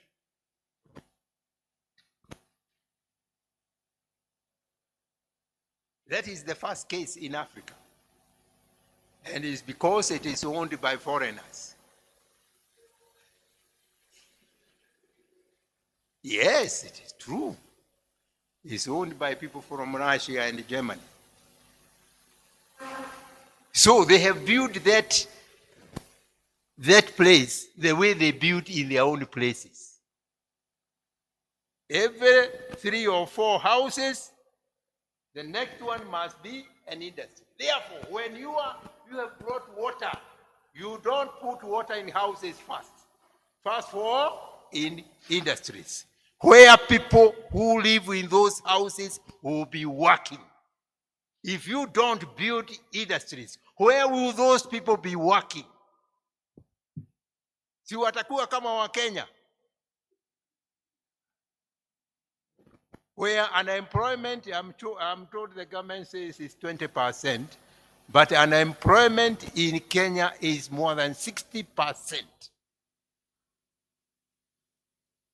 What is 60% of 50 million?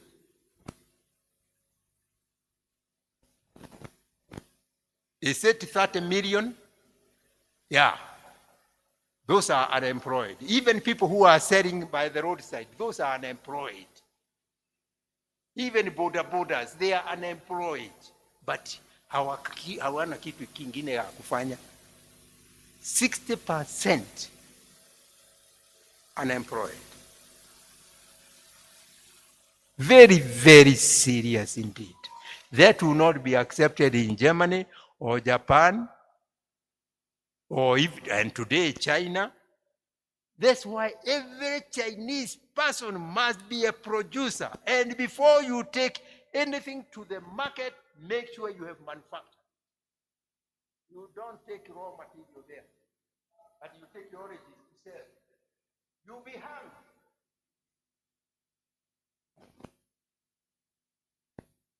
Or you take carrots to the market. No. First of all, clean it nicely. Make sure you have made carrot juice out of 50% of it, then go to the market. If you don't,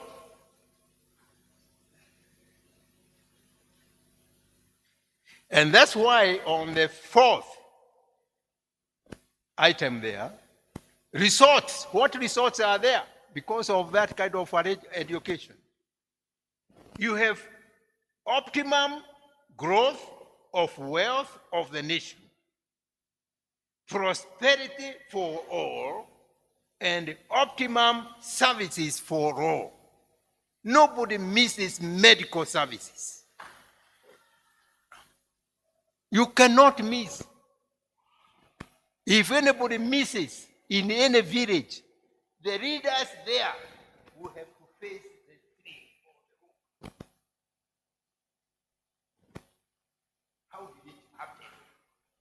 The so-and-so died because there was no medicine. Do your people have hands to make medicine? Yes. Did they make? No. Why? Because the machine got stored. Where was the engineer? The engineer was not doing well. Take him to the room.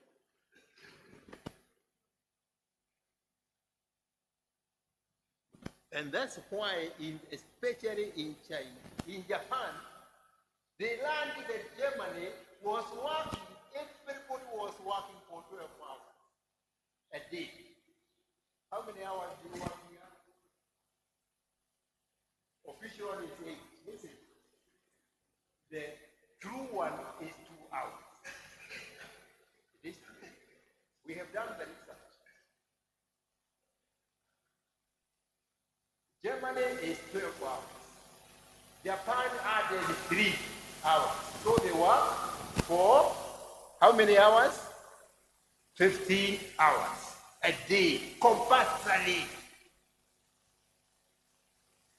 When China realized that's what was happening, and also Malaysia, they also added another 3 hours.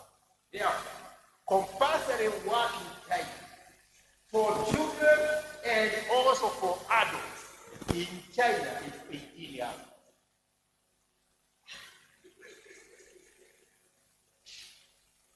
Yes.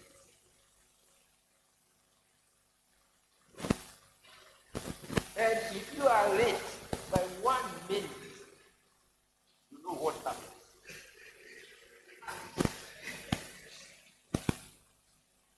And that's why they are the fastest industrialized country on earth so far.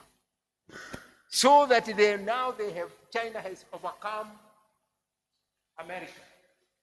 All Europe combined cannot meet manufacturing capability of China even by 50%. They can't.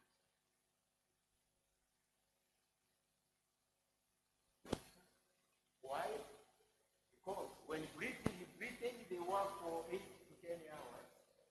China is working more than double. And the resorts and the demand, they are all working towards production of goods. See, towards dancing alone. In China, you start dancing at 12 meters. You dance for 1 hour. Because by 6 o'clock, you must be at your place of work. I've been there, so I thought that I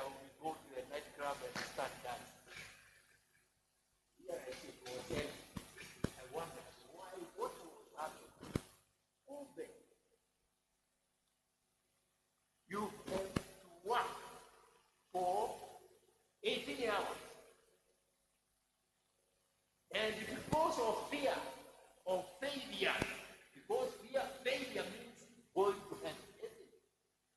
You have quite many senior managers and workers actually spend even their nights in their work. So they work for 24 hours.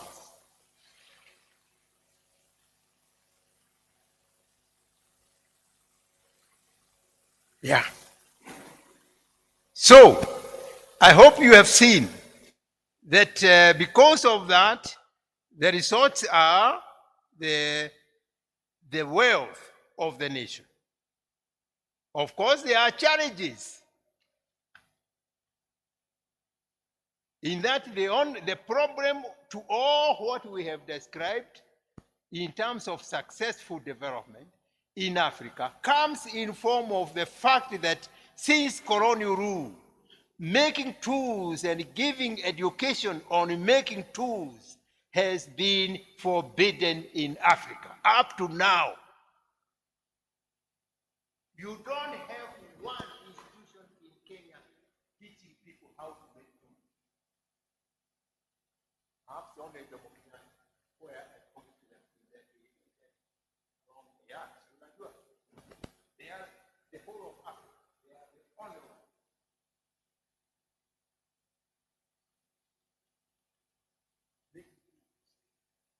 You cannot teach. In Nairobi University, you are taught how to cut iron. You are taught how to do this. That's all. And many times, 90% of the time, engineers in Nairobi see the machines for doing engineering work through the window. And so, in fact, all the things we have in Kenya, and for today are seeing the machines through the window.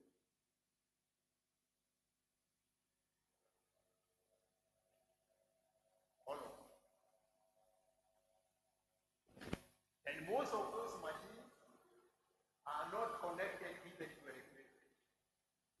Therefore, they are idle, waiting for a miracle from God so that they are removed and they are burned and then they are converted into factories.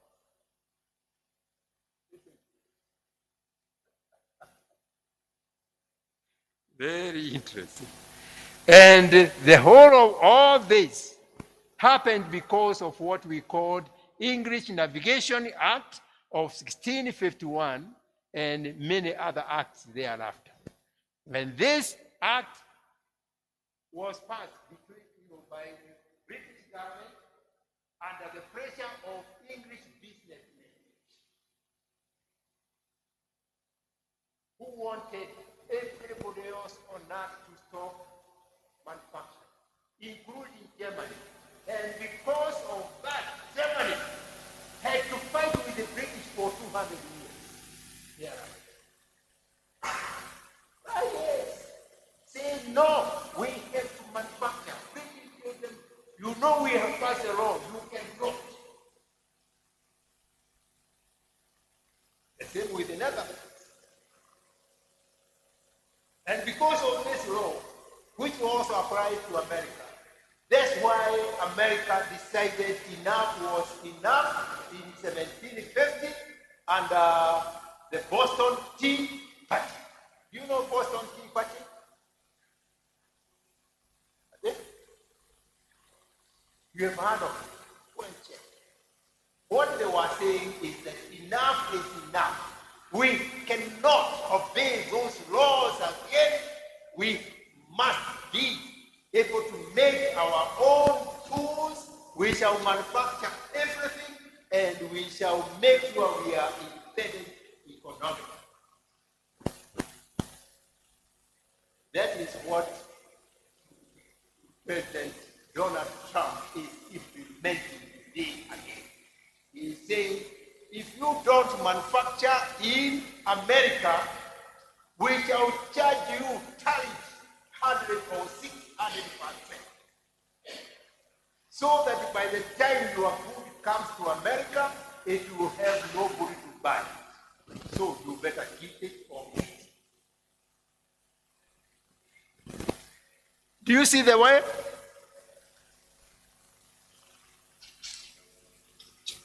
But to change all this, of course, that's why African education today does not teach any form of tool production or making of anything. It does not give any production skills. Even farmers today are not taught how to farm properly. And even if they were to farm properly, they have to farm with imported equipment, outdated ones, jembe, not tractor, and not a plow, but jembe, so that you are so tired, you can only farm 10 by 10 feet per day. 10 by, now it's mathematics, isn't it? 10 by 10. While a person with a plow will farm 10 acres within 3 hours. So what does that mean? You are more than 1,000 times behind farming and behind agriculture. There is such a pity. And that's why when you see statements like ukulima ndio uti wa mgongo wa Kenya.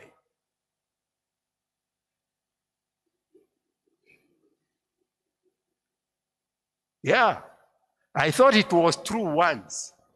That's when we made the machines you heard somebody read here. One of which required 7 lorries of mangoes per day to produce the juice. We got 3 per day. But then we made another one, which required 21 lorries per day to make mango juice, not for Kenya only, but also for export. That's when we knew we couldn't get anything. The whole of Mombasa, the whole of Ukambani, the whole of Kisumu, everywhere mangoes. There were no mangoes enough to fill the lorries, 21 lorries. And that's when we decided ukulima sio uti wa mgongo wa uchumi wa Kenya.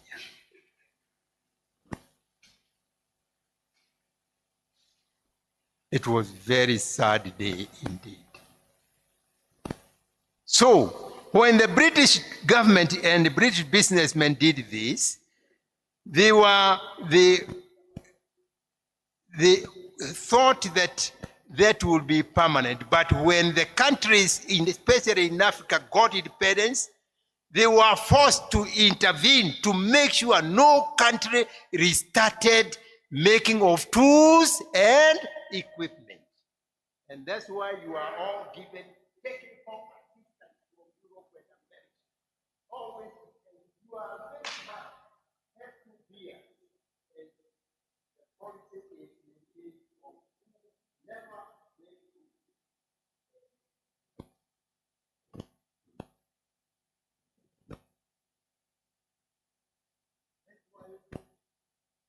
That's why you are always having foreign agents and NGOs to advise you to make sure NGOs working to advise you. You don't have to farm. Just sit and see. We shall bring you food from America or from Germany and from elsewhere. Isn't that what it's done?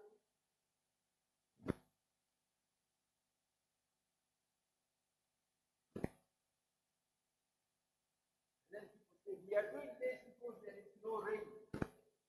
What is missing? Is it the rain, the water, rain is missing, or is it equipment to drill the water and start farming?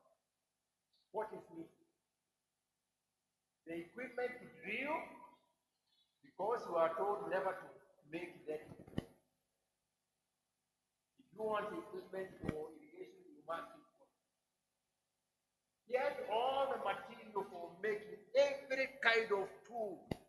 including titanium for making this telephone. All this is titanium. It's coming from Kenya.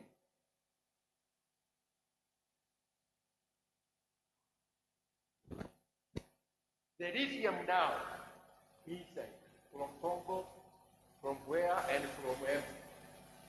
You see, from where they are there for making this.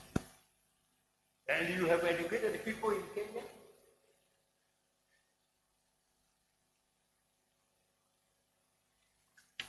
So, since that time, African countries have been forbidden from extracting their natural resources, such as farms and wild plants, animals, and the others, for use in manufacturing any goods by Africans for the market. You can grow some of them, like coffee or tea, for export. But if you try to convert your coffee or tea to finished product, you might do it for 1 week. After that, your government is ordered from Europe to shut that plant. Do you remember the idea of the tiger shoes? Or you never wore tiger shoes?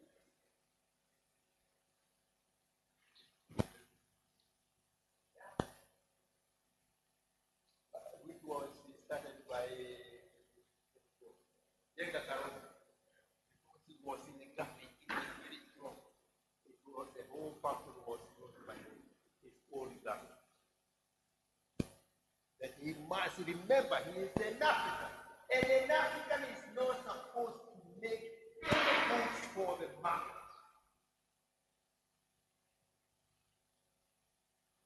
How many roads do you make around here? Roads of bread. Here all of them are made.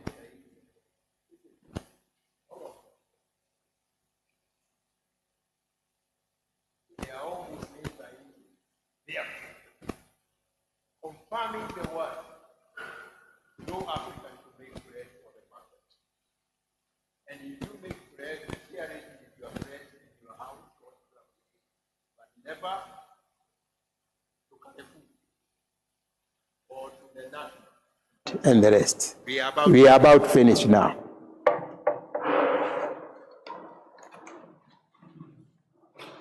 This is what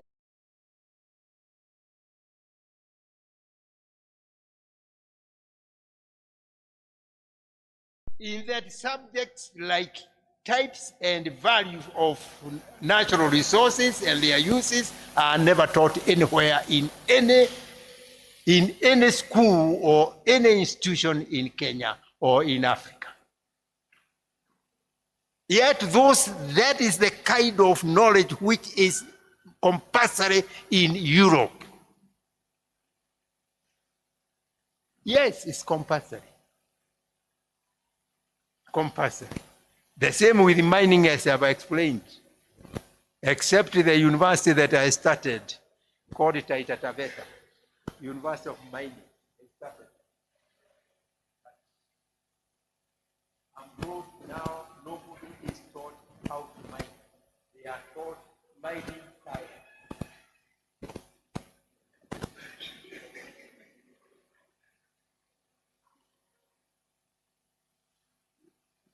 You know, I'm lucky I have a strong house.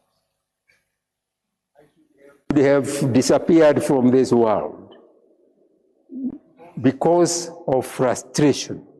That we have an opportunity to get out of our problems and we have been sunk back deeper into those problems.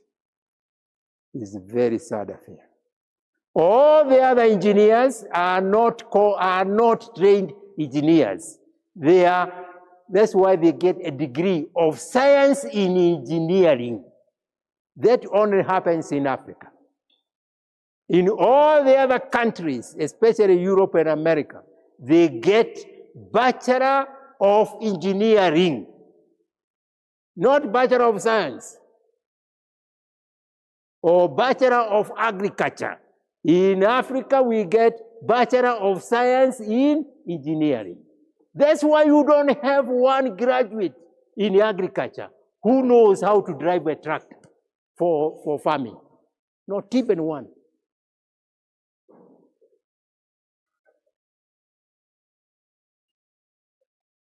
That's why you don't have any commercial farmer who is a graduate of agricultural training in Africa.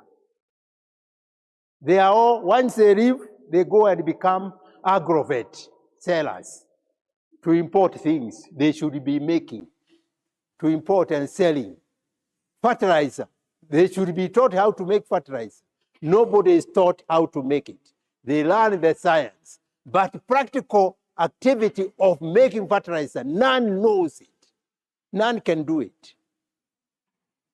It is such a pity indeed. Such a pity. I know I'm talking to management, but if the management university does not lead to get this corrected, Jesus will come back and he will find you where he left you in the year 000.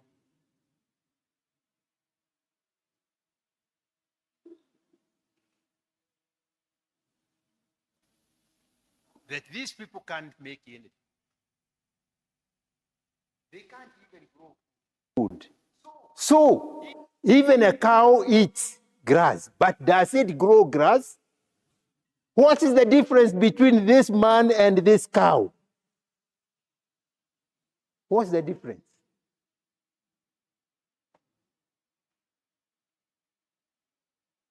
And I know Jesus has a problem. It is likely now he is organizing the kind of paddocks where he will keep cows in heaven, and that's where he will also keep human beings who do not make anything. Bishop, do you remember there was a time Jesus talked about the talent? You have the talent for making. This cow does not have a talent for making. You have not made anything. So you have misused your talent. Go and live together with.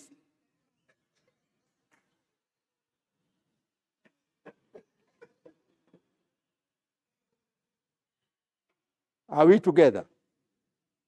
But in this case, he was not told to go and live there together with the cow only. He had to be beaten first. He was beaten. Sio Biblia inasema. Akachapwa, akatupwa kuko kwa barafu. Na mkuu wa huko akipita huko anampiga teke. Sababu yeye alikuwa kile Kibaki alikuwa anaita bure kabisa.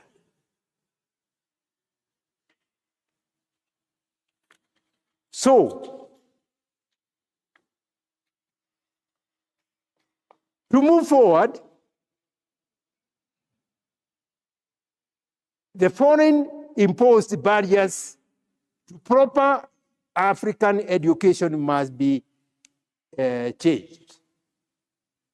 And you remember the other day, the ambassador of Germany, it was ambassador and the minister from Germany, came to visit Kenya, and they said, all TVET learners in Kenya must not be taught management at all. If I had not read it in the newspaper, I would not have believed it. Management. That means what is coming, what do we do, how do we get things produced? No? Your job is to know how to clean the floor, how to clean shoes, how to make sure ladies' hair is well plaited and well painted and the nails are well painted. Those are our activities.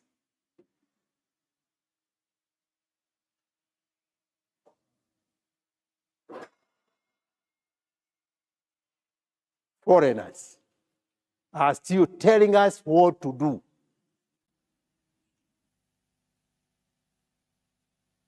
And that is the only way, we have to change this.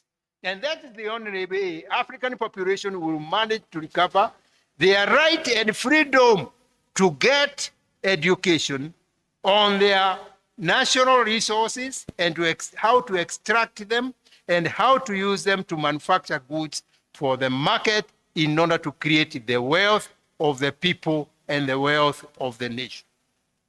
However, leaders must be equipped with the knowledge and the skills to overhaul the colonial policies, laws, regulations, and standards that African countries carried over at independence. They carried over all this. So up to now,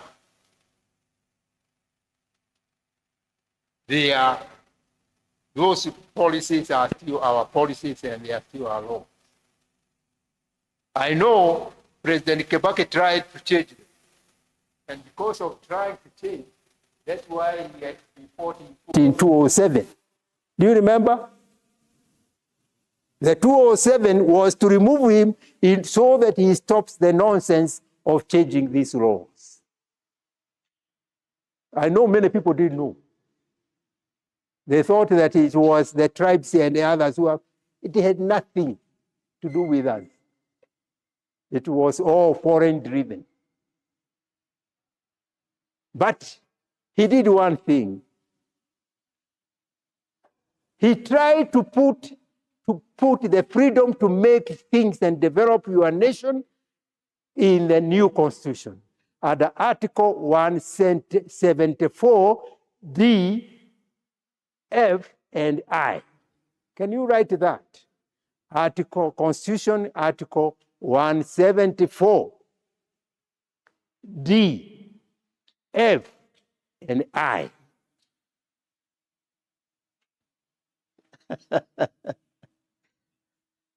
So you can only start making goods and tools or all that under the county government. And since he also knew that the national government would try to come and shut them down, that's why he put 174I, which says, and this is to emphasize separation of powers. So national government ikae Nairobi, county government ifanye kazi yake ya kuendeleza watu wake wafanye tool making, equipment making, machine making, so as to liberate each county in Kenya. That was Kibaki.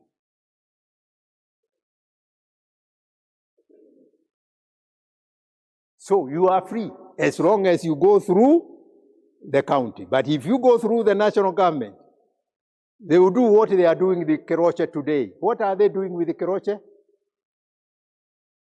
They are trying to close that factory of beer making every day.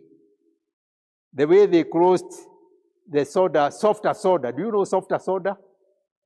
Which was very nice by Kogoro from Madeira in Nyeri.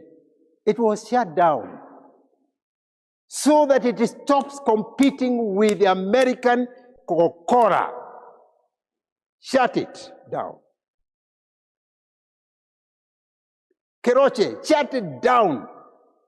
In Kenya and in East Africa, we have only one person who can make beer because that is the comparative advantage of Britain according to Adam Smith.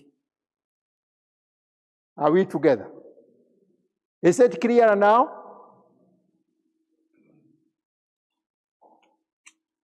I know your friend Moi tried to make Nyayo car.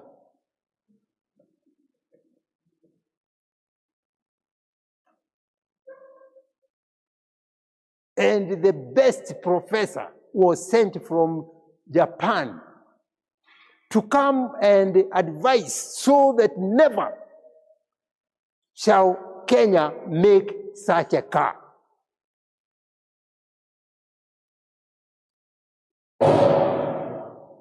So, and that's why the factory that was making a car had to get a new engineer, not a mechanical one, but a civil engineer of road making, so that they start making roads in that factory.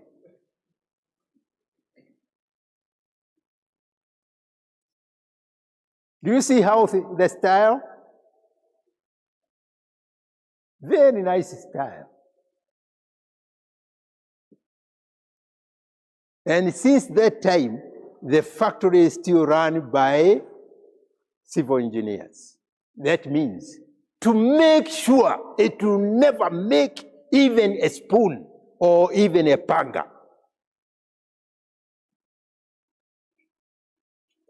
Yet it has all the equipment. Well, of course, when I was the chairman, I was the chairman for 3 years, and that's when we made, parts of some of the Air Force airplanes you see flying here. They are flying with the parts that we made. Because they have the best machines of making all types of parts of all machines. And of course, many, many others. And when I did that, some people were feeling very bad. And they said, look, this man is very bad. Why don't you send him somewhere else? Isn't that how you operate? It's called management, isn't it? What do you call that type of management? It is called promote to sack. Do you know that management? Yeah, you promote to sack.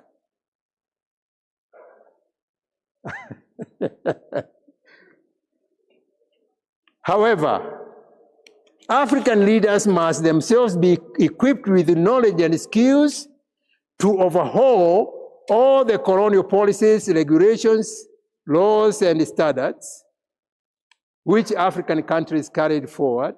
And when this is done, African countries can embark on education for sustainability initiatives and grow their societies into industrial manufacturing and development, and then to vigorously protect and advance their right to fully develop toward attainment of the UN Sustainable Development Goals independently within the next few years.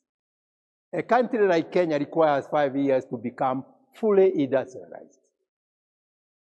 5. But then you must put a mad young man like Japanese. Do you remember the way I said it? They had to put a mad leader who said, from today, from tomorrow, everybody, including the ministers, must go back to the class, learn engineering. If you don't learn, after 3 months, we shoot you.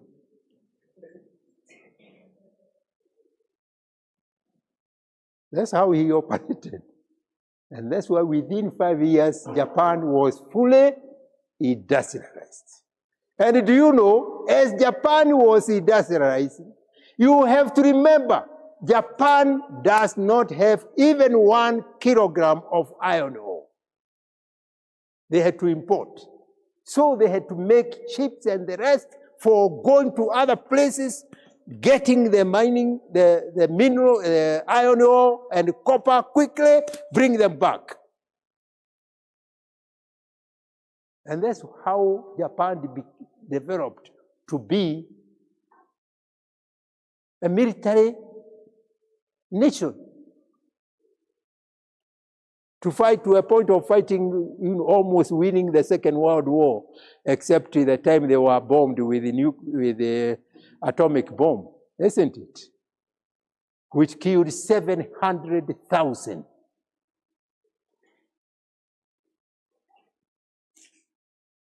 However, to attain such a goal, It is critical that all present and future leaders are adequately equipped with the knowledge, skills, and capabilities necessary to mobilize, drive, and protect growth of the African industry-based economy and social development in all African countries. One country might not be able to do it alone. It can start, but the way Traore has started where? In West Africa, isn't it? But alone he cannot. And how many times has his life been attempted? Is it 20 times? 18 times? Yes. When Boya attempted this, because Boya attempted by forming Kenya Industrial Estates, he did not last 2 years. Kapigwa risasi na wazungu. Of course, they gave the African the bunduki. Akasema ametumwa na Kenyatta. But Kenyatta didn't even know about it. That time they were with Kibaki, Boy. When Kibaki realized what was happening, he went underground. And 3 years after, the whole issue of for Kenya Industrial Estate was scattered by the World Bank and by other donors. Up to now, even Kenya Industrial Estate is dead. It was killed.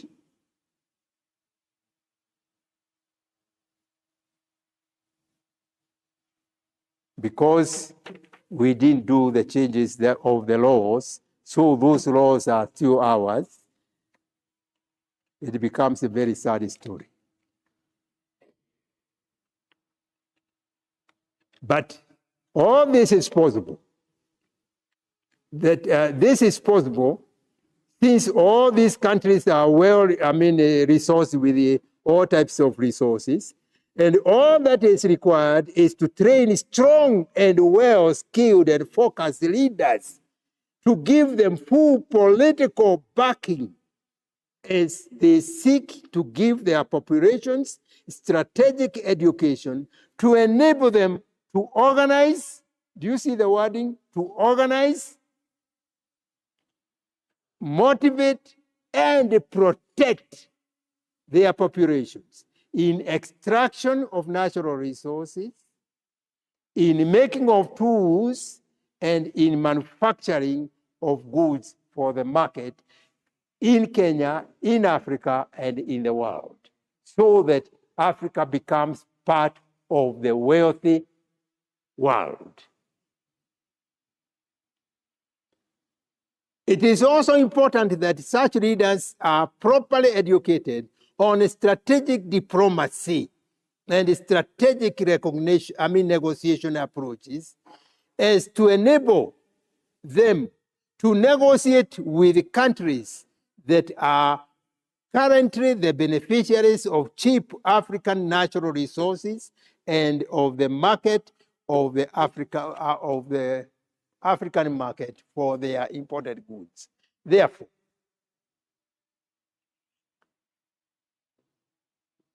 it is important that African leaders are persuaded to ensure that only a small, that developed countries are persuaded that only a small part of imported goods will be replaced should Africa be a manufacturer. The idea being you have to negotiate so that they don't bring the atomic bomb. They can bring the other ammunitions, but not atomic, the way they did with Japan.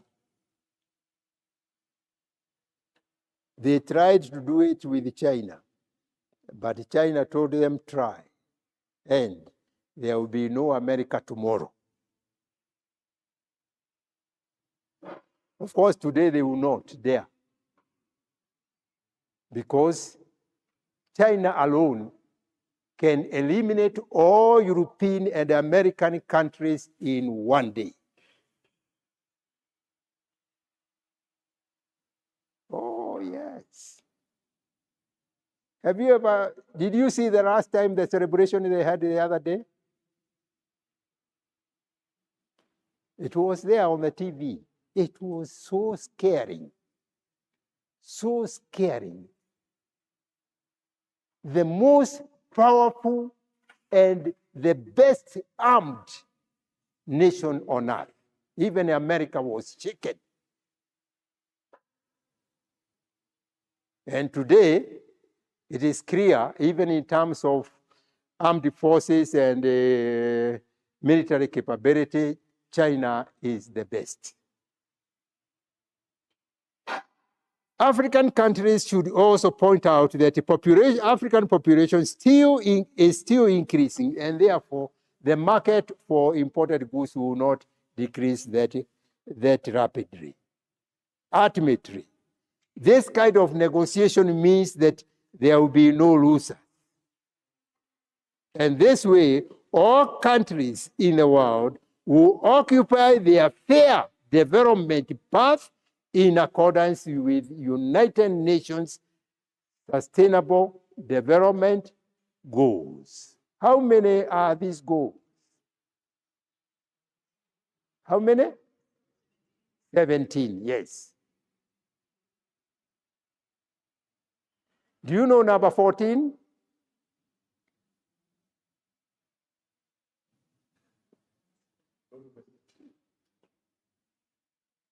The one who says that Africa and the other countries, developing countries, must cooperate with the developed countries so that they are kept under the palm or under the feet of developed countries. Isn't it? Very interesting, very contradictory. But at least it recognizes, the SDGs recognize the right of all countries to industrialize, the right of all countries to get proper education the way we have described it, and to use that education to advance their economic and social development. That is the way it is. And with those words, I thank the Vice Chancellor, all the management, and all the listeners for listening to us. And thank you very much for giving us an opportunity. Thank you.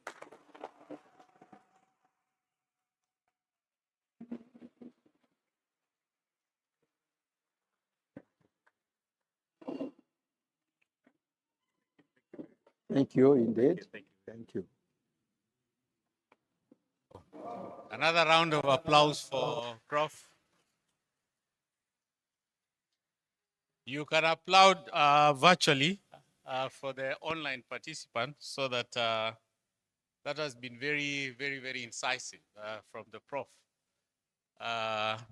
Now and I hope the slides will be shared for all the presentations that we have today, so long as your email is with the research department, you'll be able to receive the. Yes, Prof. Yeah, that was a wholesome presentation, very, very informative presentation by Professor Nick Wanjohi. Myself, I have learned a lot.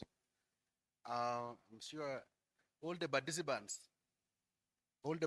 have also learned a lot, and we really need to implement the various talk points which have been presented to us. We need to move away from consumption basically to production. I'm also an economist, Professor Nick Wanjohi.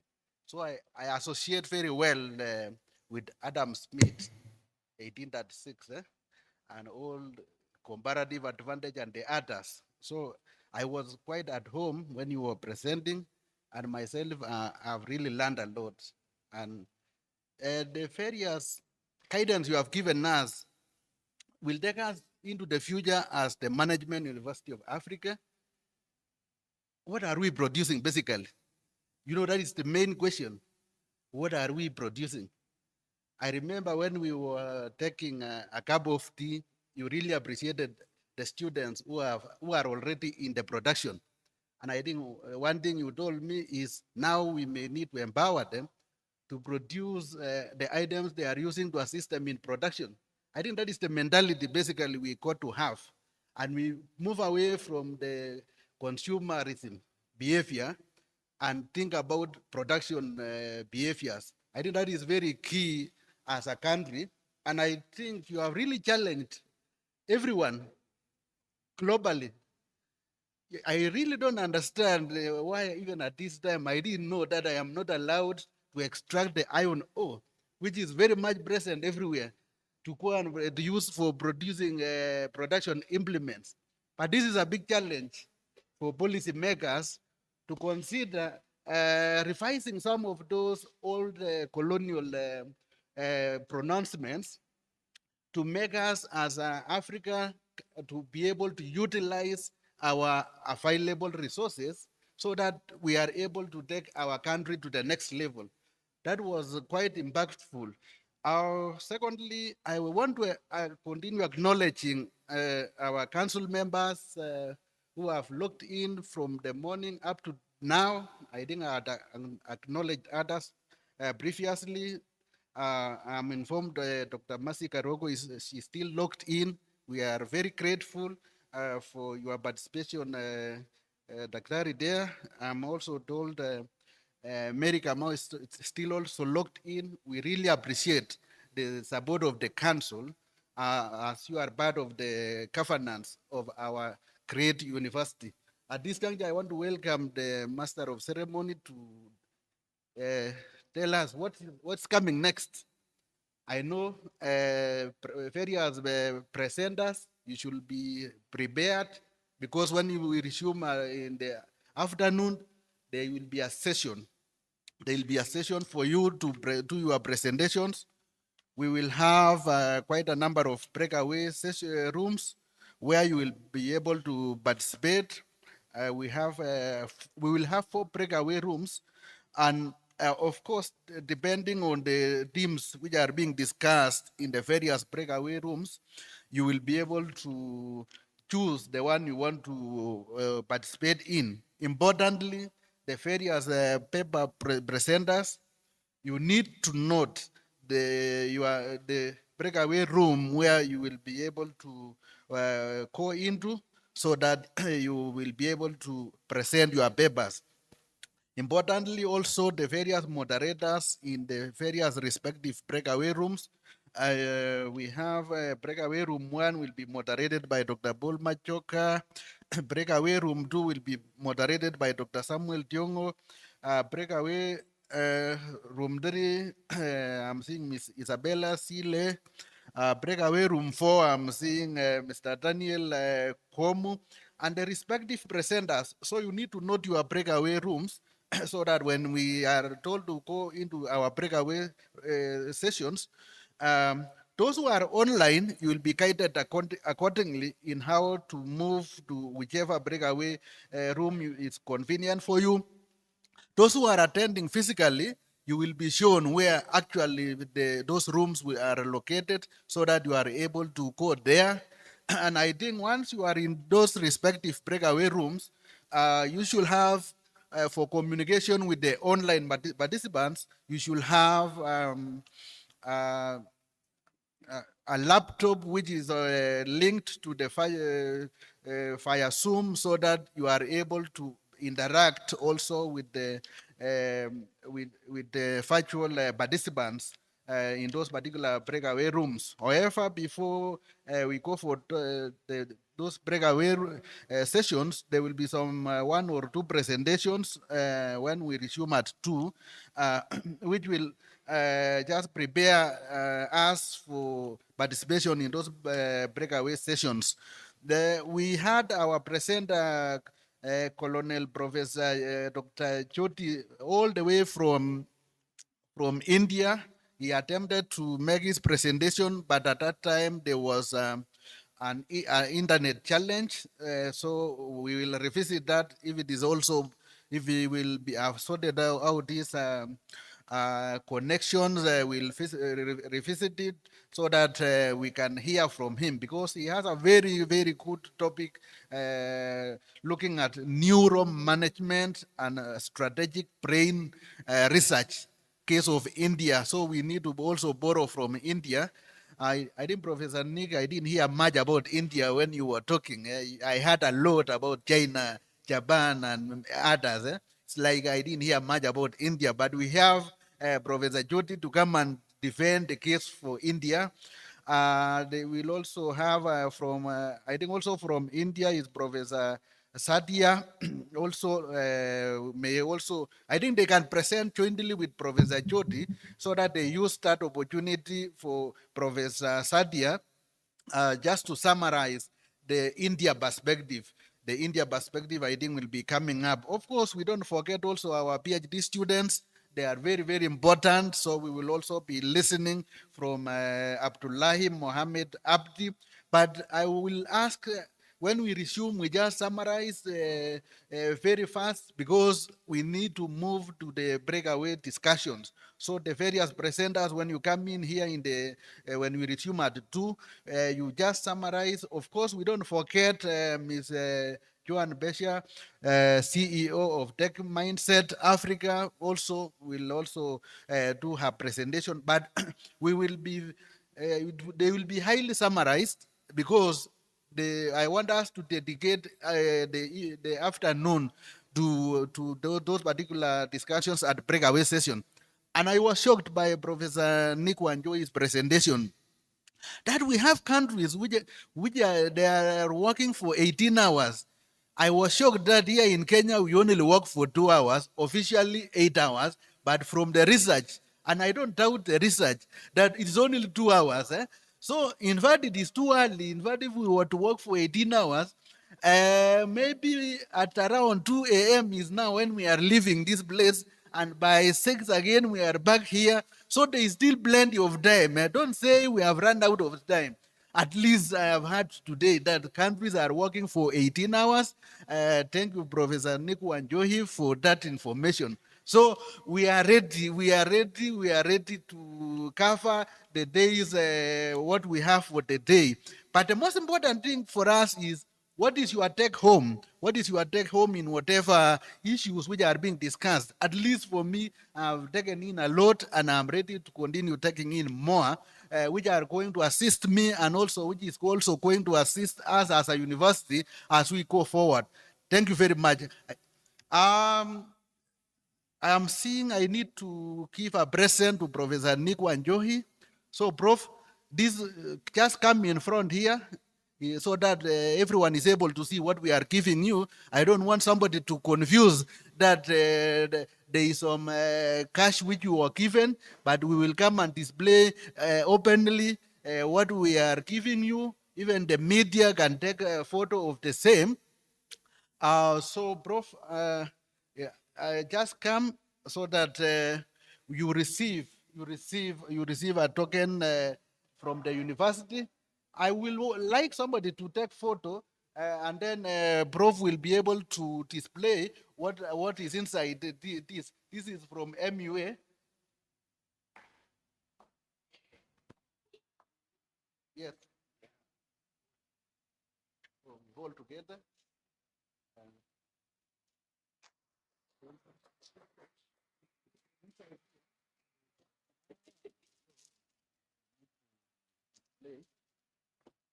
So that at least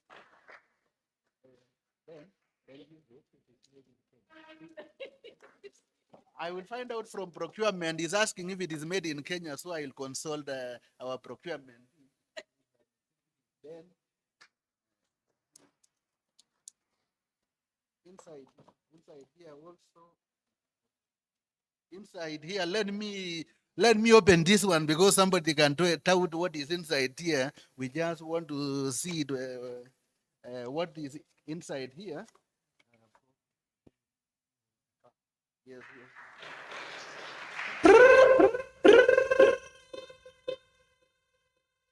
So that is the small present we have for our chief keynote speaker today, Professor Nick Wanjohi. Thank you, Prof. Thank you very much indeed. Yes, in fact, I'm inviting you officially to join us during our upcoming graduation on 21st November this year, 2025. I hope you accept the invite. It is service to my nation. Oh, great. So can you clap? We have a chief guest for our upcoming international, our graduation. Thank you very much. Thank you. Bro. So the master of ceremony, Professor Emmanuel Awor, I haven't taken your job, so you continue from there, Prof. It's okay, but I think now the decision has been made. These other presentations have been cancelled. So Professor Joiti's presentation, possibly, if we have time in the afternoon, and the interlude of music from our students, if we have time in the afternoon. So we'll be expecting about 4 plenary presentations, which I hope will be very fast, from Professor Joiti, Joan Bessia, and then from Professor Asadia, again from India, and then our PhD candidate making a presentation, Abdullahi Abdi. So those will be 4. So I think for now we go for lunch, and we meet here exactly at 2 so that we run the 4 presentations very quick enough. Again, the protocol for lunch is as was the protocol for tea break. So let's meet at 2. Thank you very much. Tumeona mkono wake Bwana.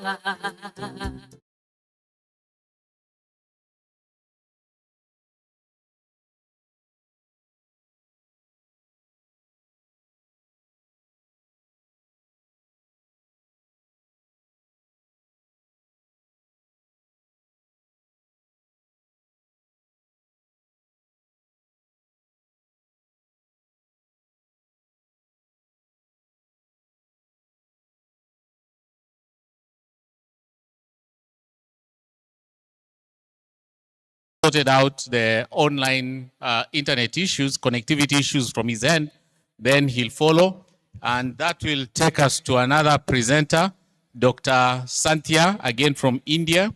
And then we'll finally have Abdullahi Abdi. So we shall have 4 presentations here at the plenary. Now I hope Joan Mbetsia is online. I just want to introduce her. Just check if she's online.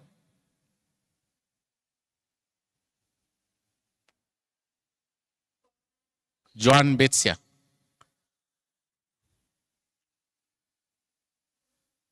She is. Okay, yes. So a brief bio of Ms. Joan Bessia. Joan Bessia is an AI thought leader and advocate dedicated to revolutionizing Africa through AI education and adoption. As a founder and group CEO of Tech Mindset Africa Limited, she's at the forefront of demystifying AI and its accessibility and relevance across diverse sectors, from businesses and industries to undeserved communities. With over 20 years experience in technology, finance, and entrepreneurship, Joan's journey into AI is driven by a profound belief in its transformative power of AI. She's committed to empowering Africa to leverage AI to address local challenges, drive innovation, and prepare for the evolving future market.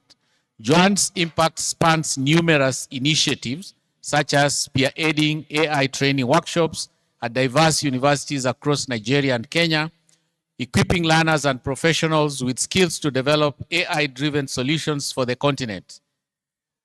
Again, another impact, moderating high-profile AI panels, convening industry leaders to explore the intersection of AI education and workforce transformation. Through Tech Mindset Africa, Joan is actively shaping AI education and innovation by incubating over 20 AI-driven innovations focused on solving critical challenges in healthcare, finance, education, and undeserved communities.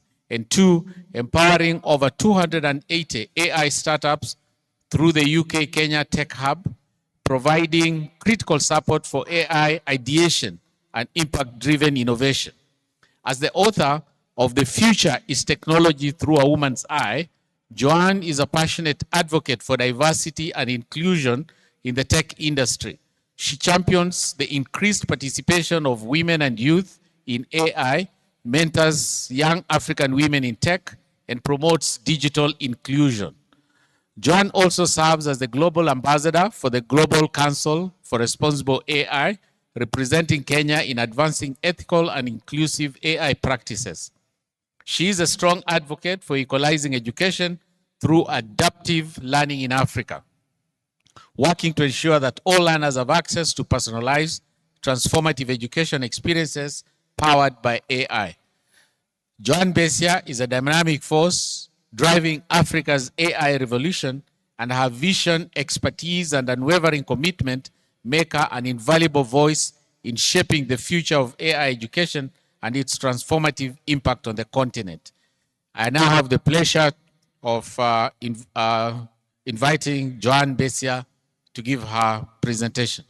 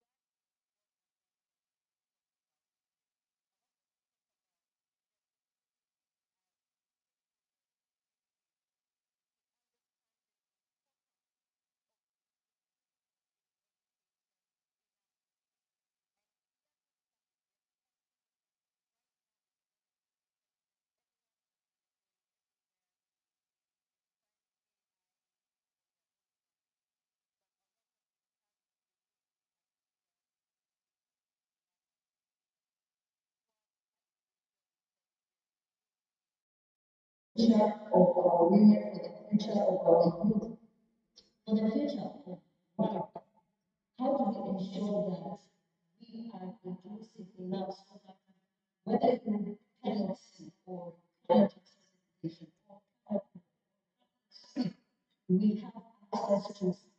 application and access now.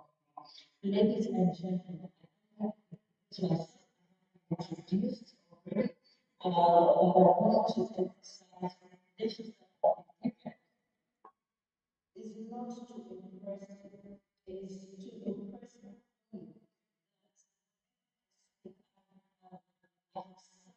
tables where I have for women and children to ensure that what is given to them in terms of artificial intelligence is representative. And I continue with that vision and I hope that everyone listening to us in this particular forum understands artificial intelligence of that. So let's just remember that was the next. And what are the opportunities? Because if you want to understand activity, you have to go where you want to do the safety. Now, fact sheet for those who do research, of opportunity to implement artificial intelligence. In Africa, we have opportunity for the use of AI up to $4.5 billion. And actually, we have a projected for 16.5. What is this means that with support and funding to the right inclusive education using artificial intelligence, opportunities to globalize metrics that Africa has a chance to take part and sit at the next table. Within those strategic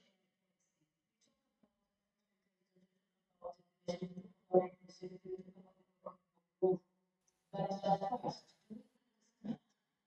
artificial intelligence from the other perspective. Do we understand artificial intelligence from another perspective? Do we understand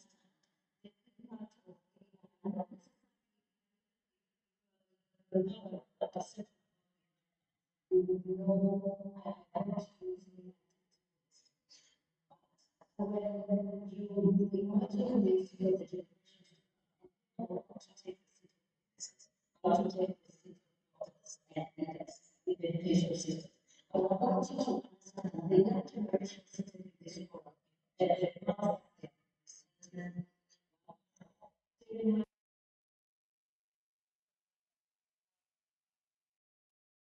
so it's very important that today we play a part by understanding that when we are creating policies, when we are setting, they need to be exposed to AI literacy. And we AI together from the and so on and so forth. Access to the person using it. I think using it for a particular purpose. How it's being used, how we manage. We're talking about what is very financial creating. We cannot keep from identifying before we get into policy.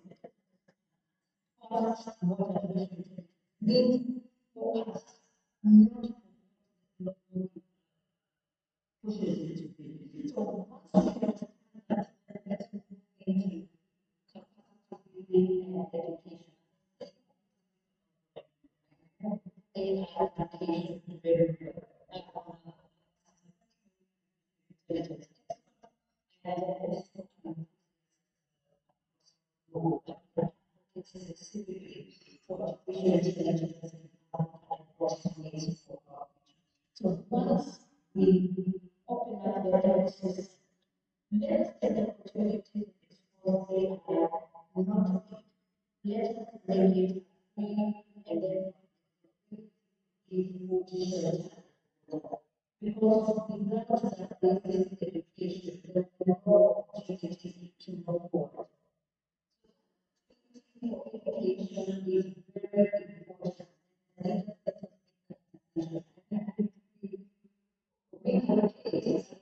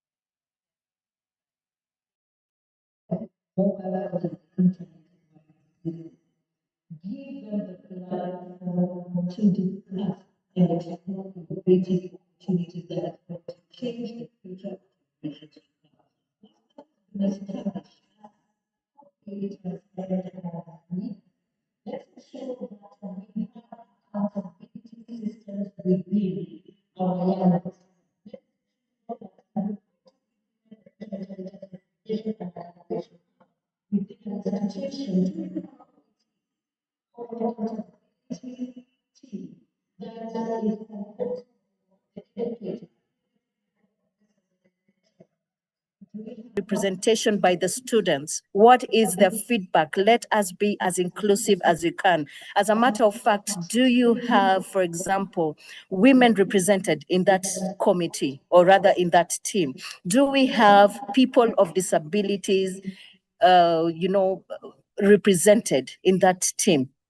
If you do not have these clusters of people represented in such kind of teams, then why are we directing our young people to innovate when we have sidelined inclusivity?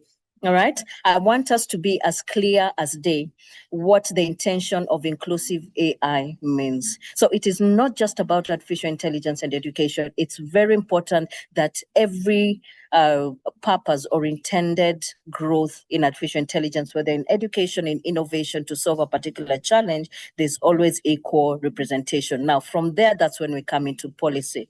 Now that we understand AI and we understand that it needs to be inclusive, create policies to manage the implementation. So from that particular perspective, you have had an inclusive AI development. That means everyone who is learning from the point where they enter an institution, it could be primary, it could be high school, it could be university, they've already gone through the basics of artificial intelligence. And here we are not talking about external artificial intelligence. Please let us be purposeful and talk about artificial intelligence for Africa. So when we talk about that, of course, we're including languages, we're including environmental predisposition that are specific to Africa. You know, we are talking about AI for Africa. So once that is over and done with, then let's take them through an innovation process to communicate and articulate innovations that are going to change the future. Because as a country, and also as a continent,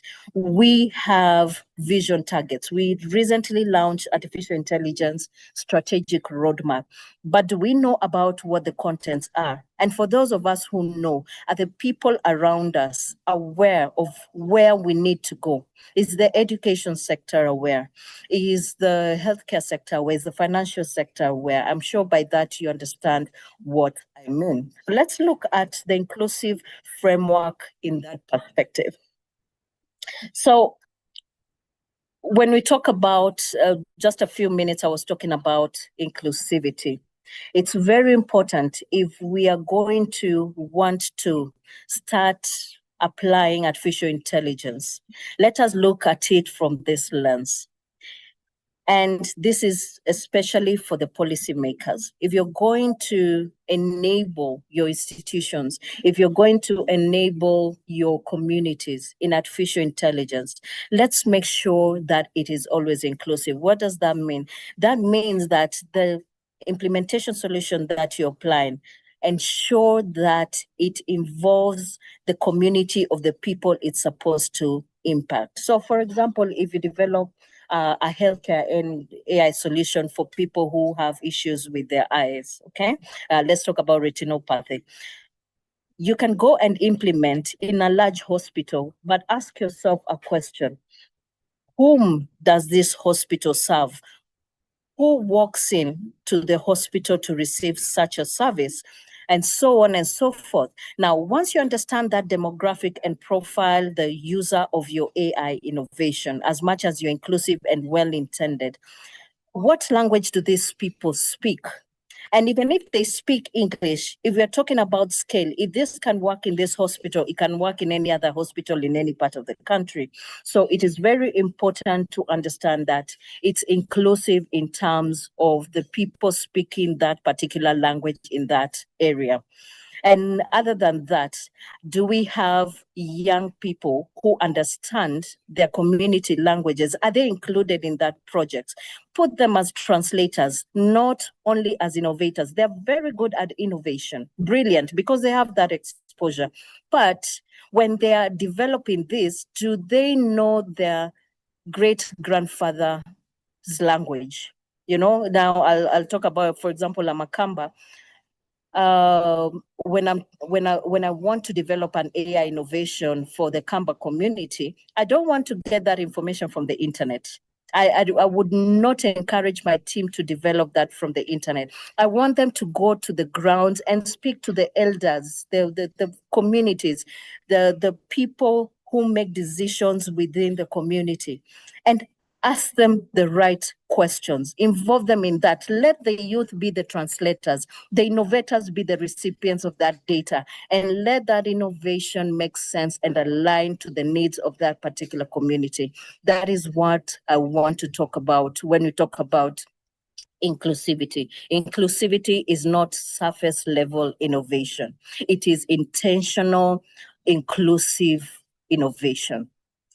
As we move forward, I want us to look at specifically how inclusivity would transform education in Africa. Now, possibly we have other people represented from other parts of the country. So let's look at it from an African lens. If we want to encourage or rather and support inclusivity in our education system, the first thing is, as we've just spoken, have the intention to include AI. You can charge it as an institution, depends on your policies or your structures, but I would advocate and encourage, if we have any governmental or ministerial representations in this forum, let it be part of budget planning for Kenya's budget for the next cycle. Please let it be a requirement, a need, because our children will not survive in 5 years or so moving forward if they don't understand the basics of AI. So that would be the first thing. And second thing, let us look for systems and partnerships that adopt to the learner. Now, this is another part of inclusivity. We have access to brilliant education. As Kenyans, we get one of the highest quality and accepted education content across the globe. That is a fact, all right? And we have the opportunities, to drive this through our communities. But the question is, the people who are learning it, are we considering how they're accessing that education? Are we considering someone with dyslexia? Will they access the same education fairly? Should ask ourselves that. Person with ADHD, will they have an opportunity to access the same context that we are talking about fairly? Are they included in these innovations? The people who can possibly not hear, or rather they cannot see, are there systems and mechanisms that are helping them access education that is so yet brilliant? Or are we only giving this to the people who can access it generally. This is where education platforms comes in, and this is where artificial intelligence comes in, and this is what we call adaptive learning systems. And other than that, let's talk about our educators. Our young ones are moving so fast. And I know, as Kenyans, we get technology, we run, and then we think at the front how we need to control it. So we always work backwards. It's a good thing. Sometimes it's a challenging thing. But how about the people who are the educators of these young people? Have we empowered them to be able to skill our young ones and be at the same level? Now, here I'm not talking about competition. I'm not saying that we should compete with our young ones as they innovate in AI. They're going to innovate in AI. They are already been impacted with AI. We cannot stop that cycle. As a matter of fact, if I'm not wrong, we cannot catch up at the level in which they are at. But the thing is, we need to understand how to use AI tools today and educate them on what they already know. Please understand this. So as much as we're looking at AI literacy, how about the people who are creating this curriculum? Do they know, for example, at what level would they be creating their curriculums in their faculties? Should it be implemented with AI literacy or innovation at the level in which they are? And when they are teaching it, our learners are tired of getting into class and listening and taking notes. We are not in that era anymore. And the sooner we realize that, the faster we move and catch up. They are at the era where they would put on their mobile phones, record you, get summary of the notes, which is summarized by artificial intelligence, and then they will access it and go ahead and ask GPT to generate notes and test them on that. So how do you manage that kind of culture as we speak? So it's very important that our educators understand that, understand controlling mechanisms, understand how to work with them, not stop our learners to using these tools. Possibly all it needs is control and upskilling.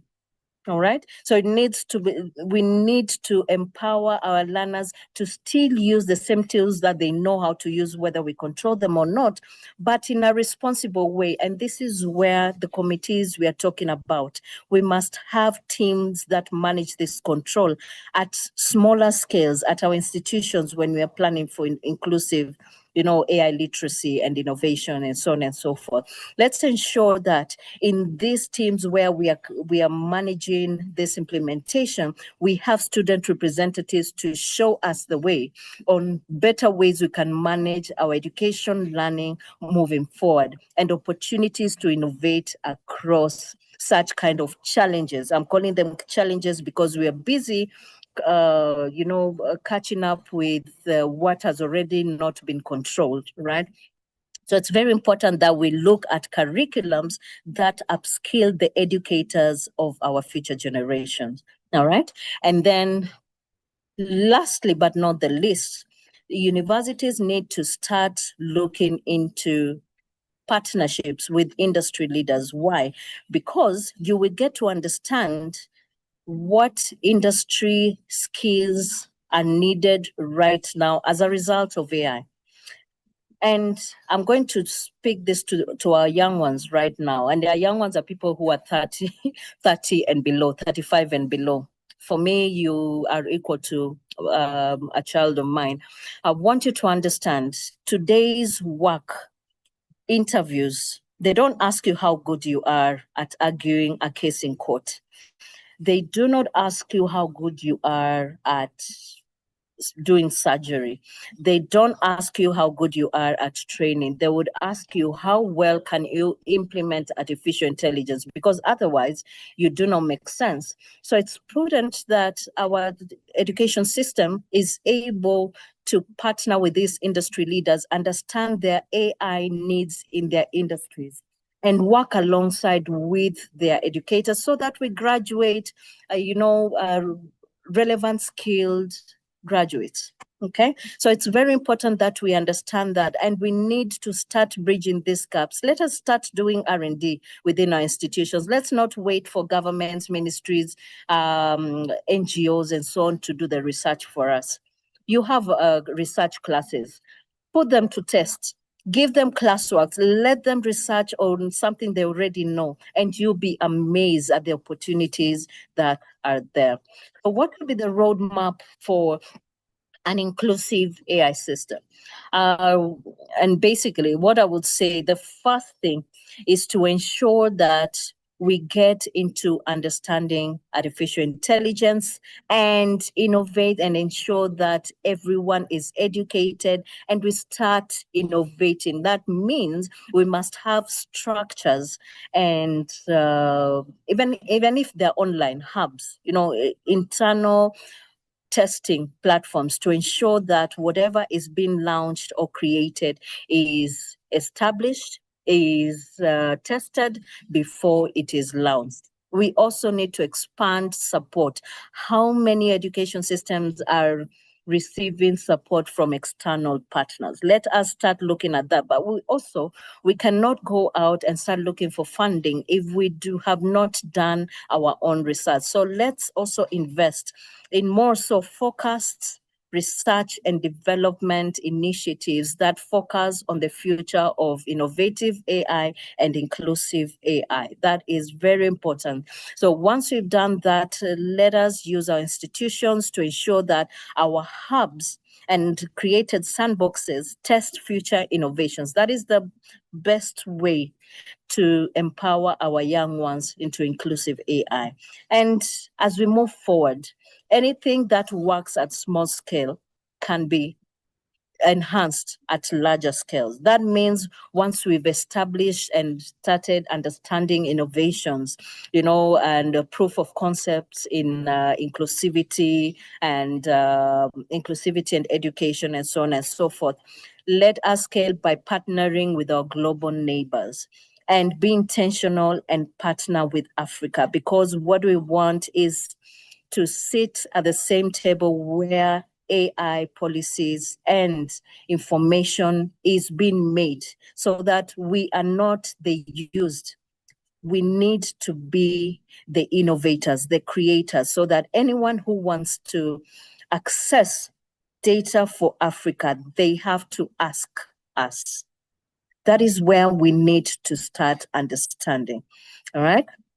And when I talk about this, we have critical milestones that have already gotten into this initiative. And if you want, when you find time, just go through MUA, go through MindHive. They have started implementing adaptive learning technologies. We also have AI innovations that are inclusive. For example, Accordion in Uganda, but also we have healthcare opportunities. I wish we would, and this includes our leaders, I always hope that we don't get into a political stature where our connection with other countries is always political. Let us take the extra step and ensure that our relationship with other countries is innovative. For example, when you look at what is being done and is working in a particular country, form partnerships. You don't need to reinvent the wheel. Our neighbors Ugandans, our neighbors Tanzanians, our neighbors Rwandans, they are brilliant innovations. Ask the right questions, get the right partnerships, use what works. And the same way, what works for Kenya could work in any other country. When we change that mindset and understand how we can scale within Africa, then we start creating authority that AI also belongs with Africa, right? So I want us to, as we go into conclusion, I want us to understand an area that is personal to me. And this is Tech Mindset. Hope that you had the introduction. I am the founder and CEO of Tech Mindset Africa. We educate Africa in artificial intelligence. We are both in Kenya and Nigeria, and we're moving to Ghana, South Africa, Rwanda, and Tanzania. But as we move, we are very intentional on how we're exposing education. One of the ways that we have intensively innovated and invested is adaptive learning. Remember, I promised that I was going to speak about something I know very well, that is inclusive education. Now, inclusive education is whereby anyone across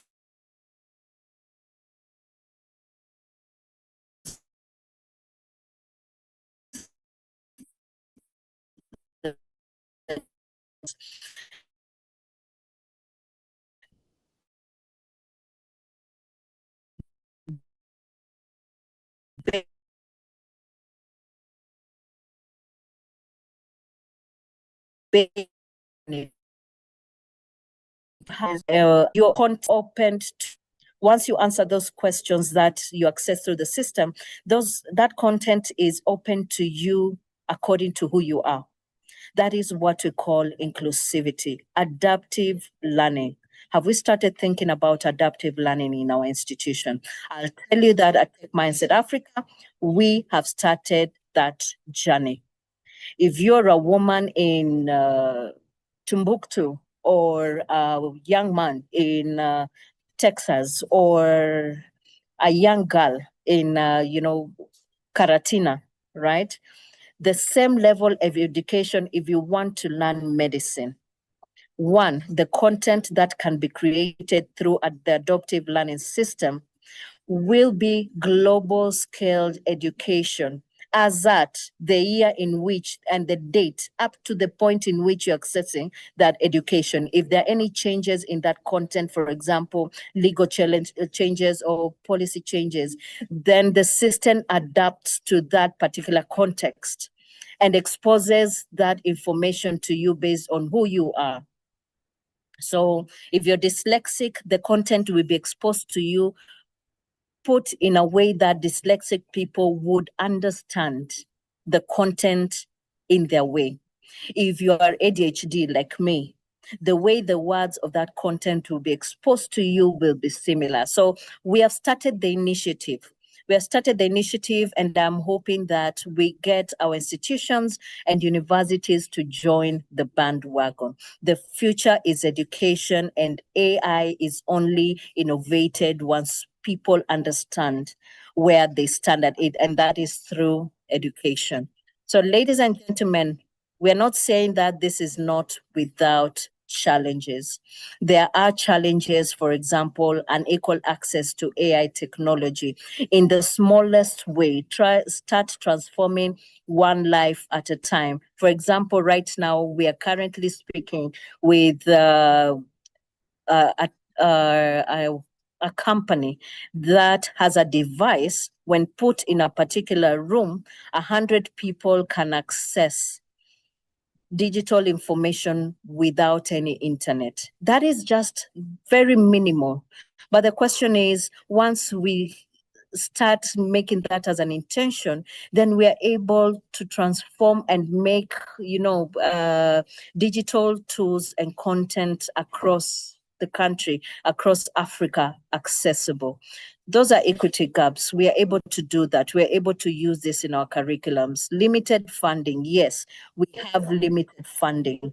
And I'm hoping that we have people who are funding innovations right now. Want to challenge you that the innovations that you're going to fund 2025 moving forward, they must have an AI element. I'm hoping that these initiatives are going to start being included in our funding initiatives. But remember, our investors cannot fund information that they do not know. That is why I insist on education of AI literacy. Policy fragmentations, as I still mentioned, policy is important, but have we set up structures and pushed our innovations to see up to where they get to the edge? Because what are you politicizing when you cannot see its extent of damage or of its opportunities? Let's ensure that as we frame our policies, we are also in parallel understanding our artificial intelligence ecosystem. Data limitations stated that as well. Let us ensure that we have data initiatives by going to our communities and getting information from them, and be selfish enough and ensure that within our clouding systems, only African data is localized and managed. Digital skills divide. I don't need to go more on that. So call to action to our professors, to our stakeholders, to our learners. Professors, please ensure that when you are implementing AI literacy, you ensure that there are ethical aspects to it and it's fluent from the point where a student starts learning, no matter what level they are. At our stakeholders, let us ensure that we have inclusive AI policies that guard our education innovations, and everything is inclusive. And to our learners, do not ignore the ethics around AI, because remember, we are in an era where the internet does not forget. We are an era whereby there's a future. There are future people after you. There are people who will come after you. If you destroy today's ecosystem, who is going to exist in the future of Africa? I want you to think about that. Develop your skills, but develop them responsibly. And I know if we work together, we can unlock Africa's potential, purpose-driven, inclusive AI innovation. And this will be the end of my presentation, and we'll hand this over back to our moderator for any questions, comments, and clarification. Thank you very much. Thank you, Ms. Joan Betsia, for that wonderful presentation. I think we can preserve the questions for later because we are running out of time. I wonder, but first of all, we are very glad that you managed to join us from wherever you are, which I'm told is far away. And we are also glad for your presentation on inclusive AI innovation ecosystem for Africa. And I think I've liked your insistence on ethical use of AI and the fact that we as Africans need to catch up with the rest of the world. So thank you very much for your presentation. I'm wondering whether Jyoti is around online now, if he's able to. We missed him earlier on because of his connectivity. So I don't know, he's not there. So if he's not there, then we can have Professor Sadia, if Sadia is there also, to make a presentation. The paper is titled Sustainability and Economic Opulence Through Green Practices. Sadia, okay, so over to you, Sadia. I don't know whether her bio is there. Maybe you can introduce yourself.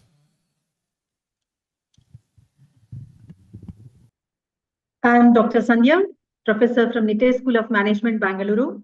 And I'll be presenting today along with my co-authors, Professor Dr. John Chelugate of MUA Kenya, Colonel Dr. Satpathy from PPISR India, and Professor Naomi Katula from Kenya. So can I have the privilege of sharing my slide deck, sir? Yes, you can share. You can just share the screen.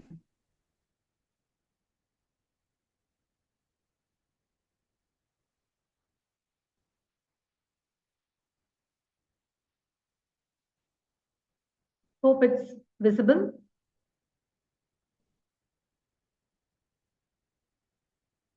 Yes, it is. Am I audible too? Yes, you are. Yes. Thank you. So I feel it's an honor to present at the MUA 12th International Management and Leadership Conference.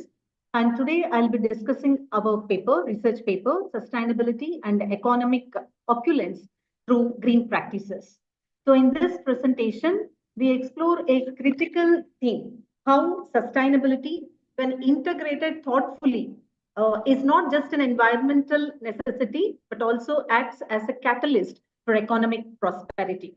So our focus will be on linking the green practices with the economic opulence, showing how sustainable development fuels growth, resilience, and innovation.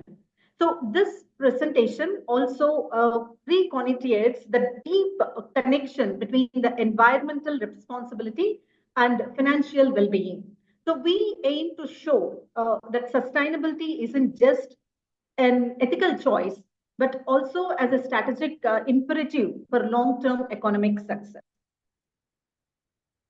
So today, the economic landscape is undergoing a dramatic transformation. The aspect of sustainability is no longer an option, but it has been seen as a strategic necessity.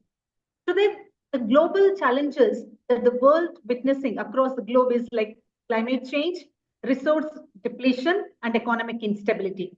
The traditional economic model prioritizes not the short-term gains, but also leading to the environmental degradation and resource depletion.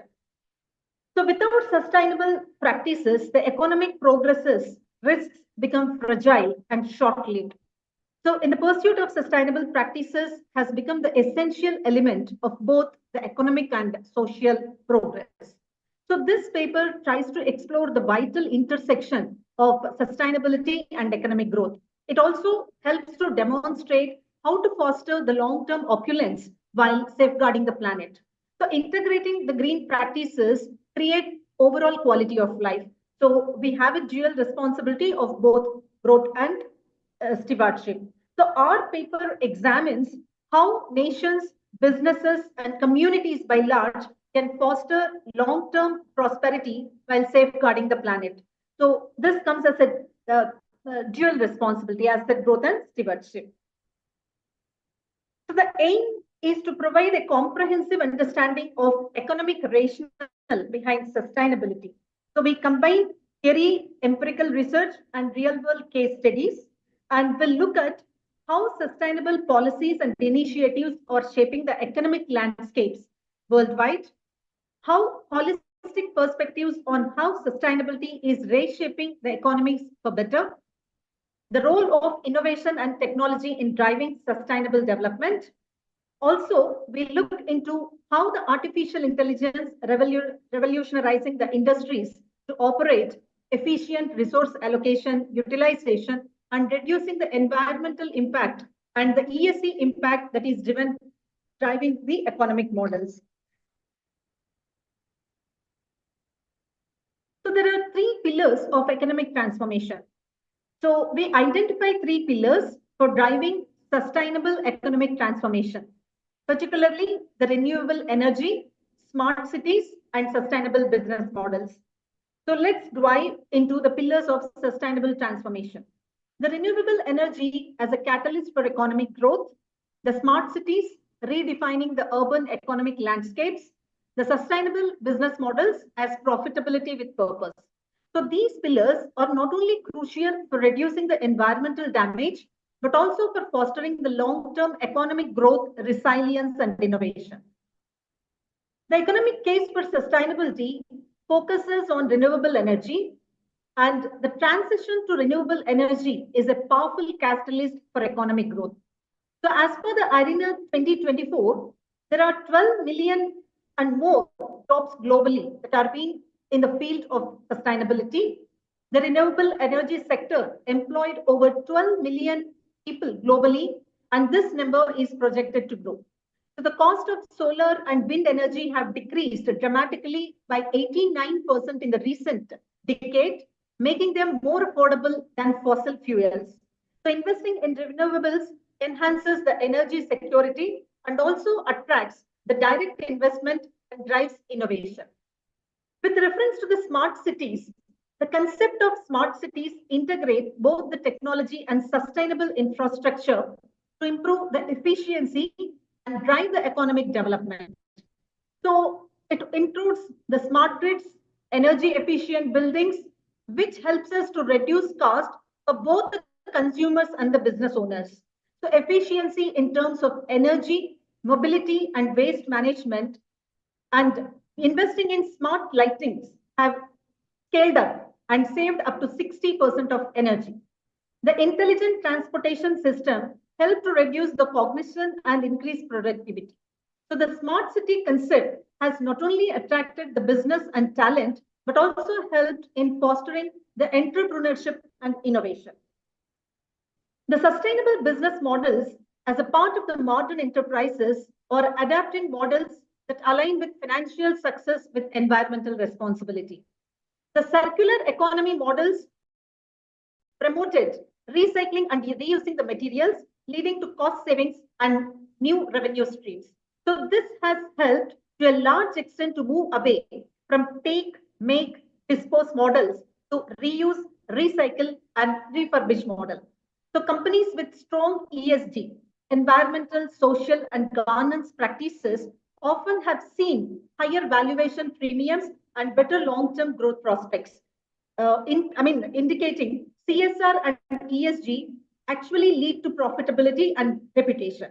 So investing in these aspects of CSR ESG has promoted inclusivity. And this shift is also driven by the consumer preference for brands committed to sustainability. So when we look into the challenges, the transition to green innovation has always bombarded with several obstacles.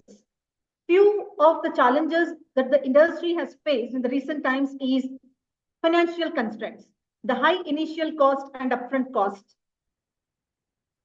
Second being the policy and regulatory barriers, which have taken across the regions, and weak enforcements, societal resilience in terms of skills, knowledge, and exposure, then resistance to change, and lack of awareness and education.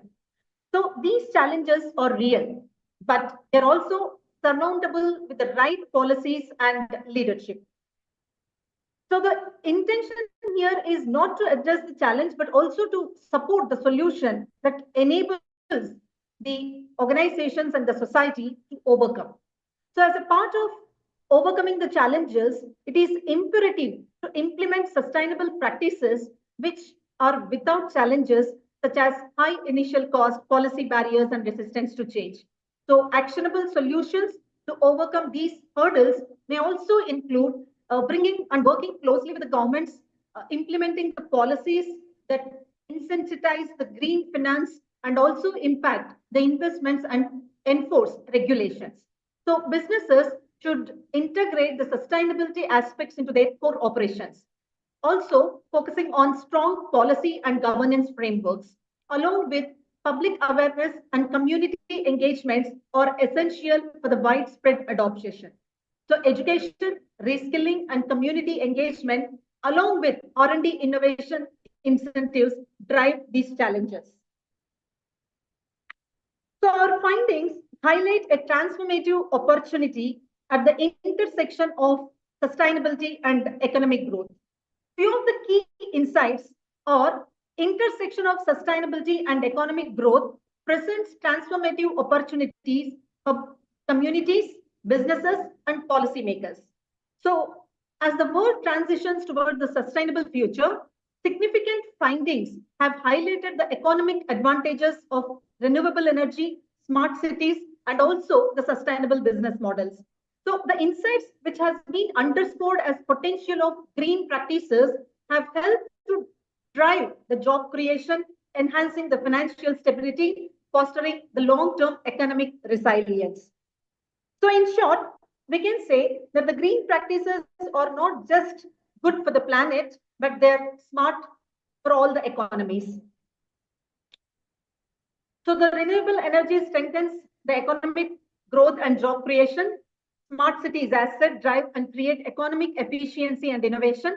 The sustainable business models helped to increase the profitability and competitiveness, and the sustainability has helped to enhance the economic resilience and risk mitigation. So in the process, the very prominent observations include sustainability as an economic imperative, integrating the powerful driver of economic transformation. So it works with the communities and businesses, which can unlock the new economic opportunities. The transition and the collaboration between the governments, business, and individuals will help enable the future of economic opulence, which depends on ability to align the growth with sustainability. So few of the recommendations. Dr. Sadia, you have 10 minutes, 10 minutes to go. Yes. To accelerate the transition, we propose the pathways, government policies and incentives, where the focus is on tax benefit and grants, regulatory frameworks, public-private partnership for sustainability. If you look into the global case studies like the European Green Deal and the Singapore Green Deal 2020, and particularly for the Indian context, solar mission campaigns, the smart cities, and the Swachh Bharat campaigns. So investment in research and development. So allocating resources to R&D for green technologies, advancements in carbon capture, accelerating the development of cost-effective and scalable sustainable solutions. Then education and workforce development, integrating the sustainability-focused programs, training programs for the youth, and sustainable business practices. The business leadership and innovation, setting clear sustainability goals and tracking the performance through transparent ESG reporting systems. Also collaborating with suppliers and stakeholders to build a sustainable supply chain. It also emphasizes to invest on the green branding and marketing to attract environmentally conscious consumers. So along with that comes the responsibility of community engagement and awareness, where it focuses on launching awareness programs on benefits of renewable energy and sustainable living, providing the financial incentives for households which tries to adapt the solar panels, then energy efficient appliances and waste reduction practices. This actually encourages the grassroots movements that advocate for sustainability at the local level. So as a conclusion of this research, the sustainable economic development is essential for the prosperous future. The financial constraints, policy challenges, and societal resistance often actually slow down the process. So governments, businesses, and communities must work together, accelerating the transition towards a green economy, prioritizing sustainability as a need of the hour. So few of the key findings and the final thoughts that we have dwelled at this research is demonstrating the undeniable economic benefits of sustainability, renewable energy creating jobs, ensuring energy independence, then smart cities actually focusing on optimizing efficiency and attracting investments, then sustainability business models increasing the profitability and competitiveness, sustainability enhancing the economic resilience and risk mitigation. And by embracing the sustainability, today we can create a more prosperous and resilient economy for future generations. So the future of economic success is green, and those who invest in sustainability will lead the next wave of global transformation. And these are a few of the research conclusions. And thank you for your time. And I look forward for your reflections and questions. Thank you very much, Dr. Sadia, for that very, very wonderful presentation on sustainability and on green cities. Yes? Yeah, yes. Let me appreciate my co-presenter. We were doing that paper jointly. We are here in Kenya, and we really appreciate the international perspective. Thank you very much, Dr. Sandia, for that great presentation on our behalf. Asante, thank you very much. Thanks, Dr. For Sadia. giving the opportunity. Right. Now, we have one more presentation, but it is going to happen after the breakaway. So that is from Abdullahi Mohamed Abdi, but it will happen after the breakaway. So for those who are in breakaway 1 and 3, physical attendance, you'll go to Innovation Hub, whereas those who are online will go to Breakout Room 1. Those who are physically present, again, in Breakout Rooms 2 and 4, will go to the lounge, whereas those who are online will go to Breakout Room 2. So again, I repeat, Breakout Room 1 and 3, for those who are physically present, you go to Innovation Hub. Those who are online, you go to Breakout Room 1. Again, Breakout Room 2 and 4, for those who are physically present, you go to Faculty Lounge. For those who are online, you go to Breakout Room 2. So once we have these breakouts, then Abdullahi will make his presentation because it's still being live streamed. Yeah, but thanks for all our presenters whom we have had this afternoon, starting with Ms. Joan Bessia, Chief Executive Officer of Tech Mindset Africa, then Prof. Dr. Sadia, again, Strategic Brain Research in India. Thank you very much. After people have gone to the breakout rooms, then we are going to have Abdullahi Mohammed, who is a PhD candidate at the Management University of Africa, making a presentation on strategic leadership and insurance penetration in Kenya, the interplay of government regulations.